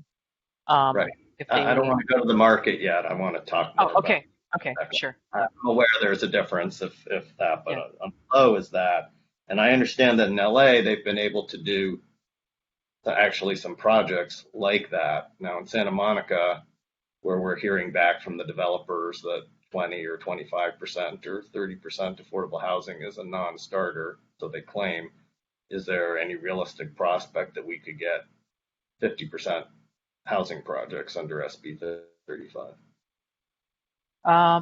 Honestly, I don't know that we'll know until that time comes to pass. I think you're hearing the same things that I have, right, through prior discussions. That 30% is too high. I don't think the only project I can think of that at 50% on site was the Village project, which was, a city property. Right, that's a whole different deal. Right, exactly. Yeah, we've not seen a private property deal that was like that. And just to fill it out then to the point you were going to, so if you missed your market rate target, then that also has no parking and the by right, and that date has a minimum of, I forget what it is, 10% or something, or affordable, but it does that preempt local law?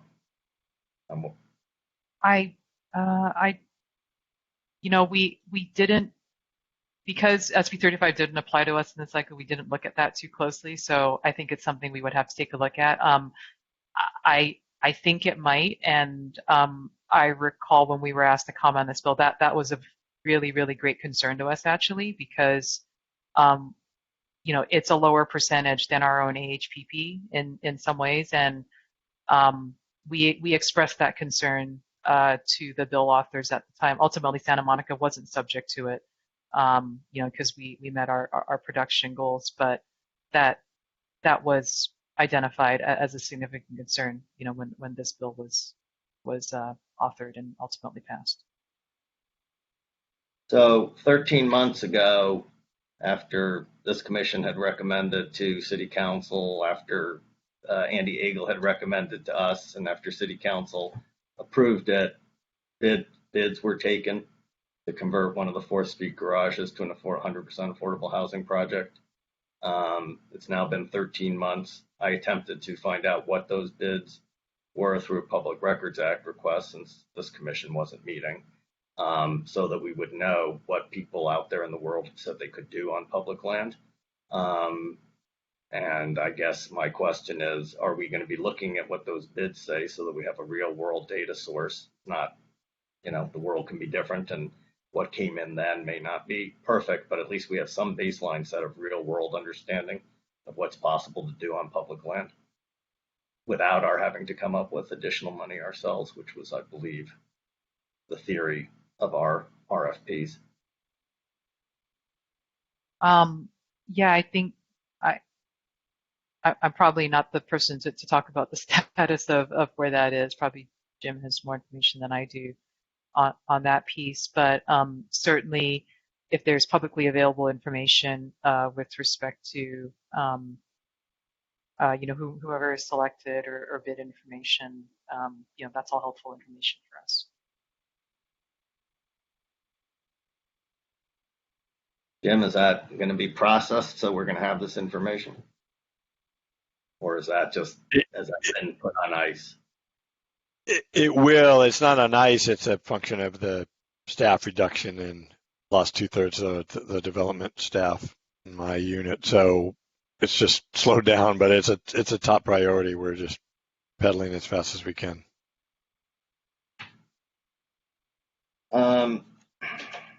Let's see if there's, I mean, there's so many things obviously we talk about here, because I do think, and we'll get into this in our next thing where you guys will be let go, but we talk about our work plan. But obviously the issue of housing and affordable housing in particular is a huge one. And I guess from my perspective, there's certain things you're supposed to do in the housing element, but the real work in my mind is what are the actual policies and funding sources we're going to come up with in the city to do that, only some of which actually mesh with what the housing element wants to do, and some of which I think we need to do. And at least from my perspective, we ought to come up with and I'm not saying planning department, I'm saying we, the city, including with recommendations from this commission, what an actual overall affordable housing policy should be, and we should make clear to the state this is what we want to do, and then you help us or you explain why what you're proposing that we do is a better way of actually dealing with the real problem of real people whose real lives are that they're severely rent burdened and being driven into the streets, not only here in Santa Monica but all throughout the region. And I think I'll leave it at that for the moment. So thank you very much. We've kept you here for 3.5 hours, which is really heroic service. Unless there, I just want to ask, because there is one other public question in the thing. Let me just ask that, and then I think we'll let you guys go, and we'll go on with our meeting. So the question from the public was, is there a possibility to build up on existing projects to alleviate some of the new requirements? And just before you answer that question, it reminded me the one other thing I wanted to say is the other issue for us in terms of, obviously, in addition to direct displacement of people, is what happens when you take away existing rent control housing stock. And I understand right now we have under SB 330 a requirement that you have to replace it either with affordable housing units or with rent control at the designation of the city. But I think that has generally been one of the reasons why the city's been trying not to do the development where our rent control stock is, and that, at least at the moment, is sunset. And I agree with Commissioner Kamner that should be made permanent, or at a minimum in places where, if we come up with new funding for affordable housing, and so does the state and the county, which is the bill that I'm working on, at least where you're doing that, you ought to be able to extend these protections for so long as you're kicking in your own money. So, but to answer, could you just answer the public's question, if you can, to the extent is just, can we build up on existing projects? Yeah, if I understand it, it's adding like floors to existing buildings, I think. I think that's the question. I think so.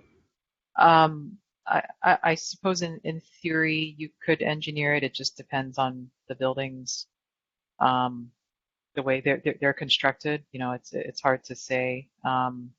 In theory, certainly. I think an idea was floated around, I believe, in the council study session in December 2019. When we seek direction on the housing element update, I recall a council member bringing up an idea of whether there was a possibility of combining market rate and affordable housing together, kind of work like two different ownership entities on one site, whether there was a possibility of doing that. But in terms of adding on to existing buildings, I think what we've heard maybe is more viable is potentially conversion of, to the extent it's commercial space, could we explore like conversion, incentivizing conversion of that vacant commercial space, as opposed to adding floors onto buildings that may not be engineered to withstand that, so. Great. Well, thank you very much to you, Jing, and thank you to all your team for coming tonight and presenting. And I hope some of this discussion was helpful. It was certainly helpful for us, and I think we'll try and also continue on our work to maybe provide some help to you. All as right. opposed to the other way around. So thanks and have a good evening. Thank you so much. I really appreciate your time. Thank you, Jing, and the planning team. So I believe that completes item 3A. And while I wake up my computer so I can read item 3B. That's the work plan item. Yes, so we're on 3B, which is a discussion of work plan, priorities, and those kinds of things. And I guess I have a question to you, Jim, which maybe you know the answer to. So I know we're planning to have another meeting shortly to address a specific need. I know there's been a lot of discussion at City Council about commissions in general and this commission in particular and resuming meeting and the like. Have you received any sort of understanding about whether we are on a periodic basis when something comes out, or are we returning to our normal cycles so that if we're thinking about what we're going to try and do, we would know when the meetings would be, when we would actually try and present whatever we do, for example, in subcommittees or the like between meetings? My understanding is that with the council on December 15th with that 13I item authorized one quarterly meeting among the commissions that could occur in January or February. And this meeting was a special dispensation through an executive order related to this, so you could have this housing element meeting. And so the meeting we're going to have, what's probably more likely now the 21st. I don't think we're going to make the 14th, but the other meeting we're going to have this month that I communicated to the commissioners about would count as that other one that's authorized under that executive or the council authorization under 13 item. So that's as far as what would to be authorized at this point. Okay. So let me just throw out this thought to my fellow commissioners, or these two thoughts. One is, though, realistically, at least for the kind of stuff that I'm thinking about, we're not going to get it done between today, the 7th, and the 21st, because these are complex issues that if we're going to really be useful, we need to do some real work. And so we'll either have to get convinced that we should be allowed to have another meeting, or we can try and convince folks that maybe there'll be meetings in the next quarter when the housing element comes back. But from my perspective, I heard some, ideas that folks had, their particular areas of concern that different commissioners had. And my personal opinion, one of the strengths of this commission in the past has been that we didn't just throw out ideas, but then we actually went and tried to develop them ourselves, did the work, and then brought something forward to say, here, this is what we think you actually ought to do. And I think on a number of the issues that came up tonight, it might, if there are people who are interested and feel like they have the time to do it, if we want to be helpful, we could do that kind of work. For example, a lot of people raising questions about fair housing or issues like that, like what specifically, want to propose. Another one is ADUs, which we had looked at once upon a time. And as I say, there are complex issues about what realistically we can incentivize people to do in this city, which I think is different. I'm glad they went, because the landlords they could easily be incentivized because they're in the business. I shouldn't say easily. I think they may be able to be incentivized because they're in the business to do restricted ADUs on their property if the city gave them strong enough incentive. For example, if we helped fund the construction or funded the construction or something, because, if you're talking about, and here when we're studying it, I mean, somebody like Commissioner Hamilton comes to mind who really understands the economics of all of this. But, if we can put an ADU on somebody's property, deed restricted for $200,000 instead of $600,000 as part of of the kind of typical construction we've had in the city, that could be a cost-effective way to use our housing fund. So the ADUs and that issue and how to do it, and there are other issues in my mind about that. How do you, if you're putting it on a single-family unit, and if you're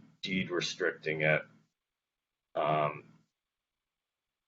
are people going to be willing to tie that up for what? For as long as they own it, for 55 years, so they're effectively, going into that. And if you don't do it for a long period of time, then does it make sense to have somebody move in who then might have to move out if the house gets sold? Anyway, I think there are a lot of issues around that could be explored. And then to me, the other thing, Ben, is to look at how do we realistically figure out, what can we do with public land? What can we do with this offsite option? And what is it, we can commit from our own funds, including possibly new tax measures. That probably is more complex than we could get done in the next 2 months, but maybe after we see what the city comes back with.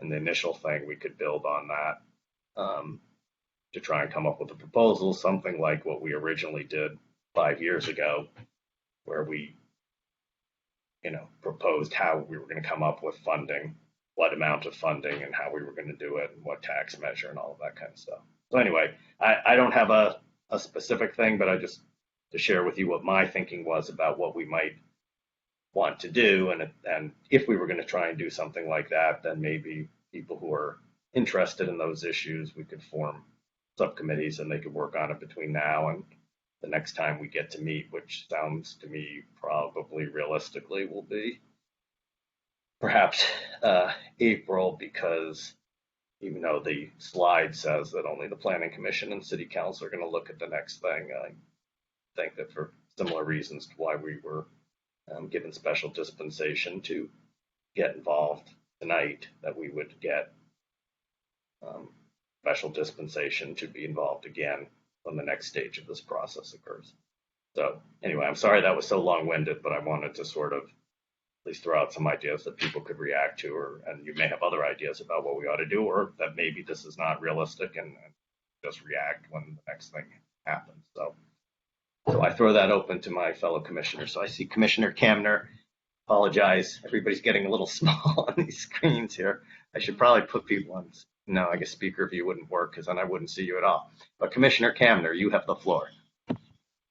Yeah, I know we already have some subcommittees that were on hold while this commission was on hold. I think those are still probably relevant committees that we could go back to for the housing element update.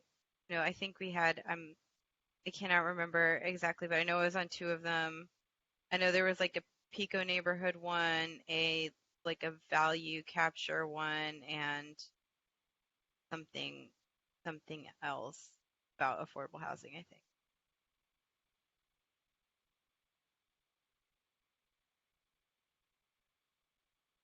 think. Are there other commissioners who want to speak to that, including Commissioner Hilton, Vice Chair Hilton? If you have comments, just be sure to speak up, because I have no way of seeing whether you're wanting to speak or not. For work plan, one meeting suggestion is in reference to our Housing Authority Resident Advisory Board, RAB. There were about 8 to 10 public comments about the RAB at the October 13th City Council meeting.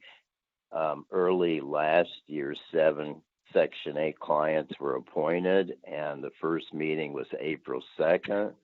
The commission could discuss client participation in the Resident Advisory Board. We have 1,500 voucher recipients. We could, for example, send out a notice about the RAB with meeting days, topics, etc. In LA City, they have about 64,000 federal funded vouchers, and everyone's included to participate. So that's a meeting suggestion. And I apologize. And who would we have speak to it?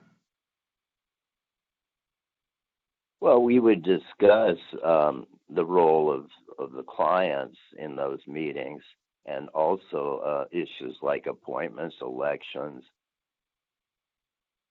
And is this something, if I remember correctly, at least in its current iteration, you and Commissioner Buchanan are serving on the equivalent of it? Oh, Mr. Kemper wants to speak to this. So before we go further, why don't you go ahead, Jim?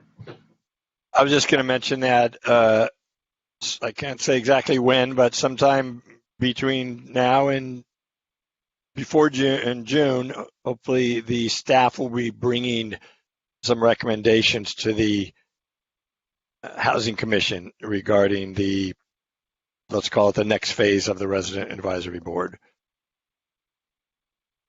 So hearing that, Vice Chair Hilton, would that make sense to do what you want to do at the same time that the staff was bringing forward those recommendations?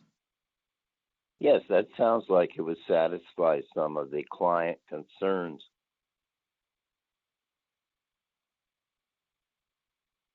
Okay. I know it's late and everybody's tired. Is there more people want to say about this? I'm thinking that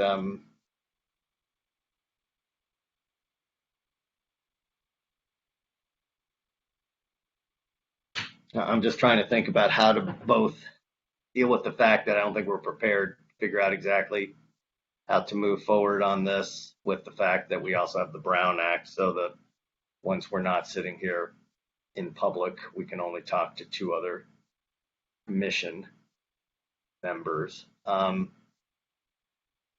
could, Chair Saul, if I could offer the fact that will be meeting one more time in January. I don't know, if by the 21st, I think it's probably most likely the 21st at this point. And we can add this work plan item on that agenda as well. If that helps, it will be the pod item. We're bringing what's called the right to return item, which you'll hear about, and you could have this work plan item. So if that's not too far off in the future, January 21, then I would offer that as a way to, close out this meeting. Yeah, I think that's a great suggestion, because that would give all of us a chance to refresh our recollections to the point that Commissioner Kamner made about what exactly we were doing before, as well as not trying on the fly late at night after a long meeting to try and figure out how we could possibly do something. So everybody can think about between now and the next meeting, which is not that far off, whether they think there's something here, and if so, how we ought to do it. That's an excellent suggestion. Thank you. Okay, does anybody have anything else they want to further say on this item? Commissioner Hanson? Just real quick, I was going to say, probably because Commissioner Hamilton wasn't here when the subcommittees were formed last time, it might be worth just sending out the committee descriptions so he has a chance to review them.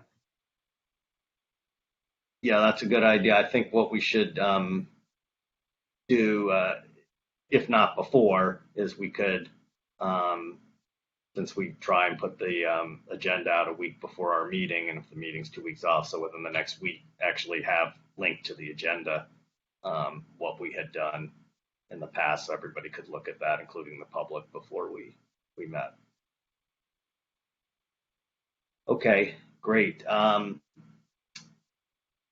So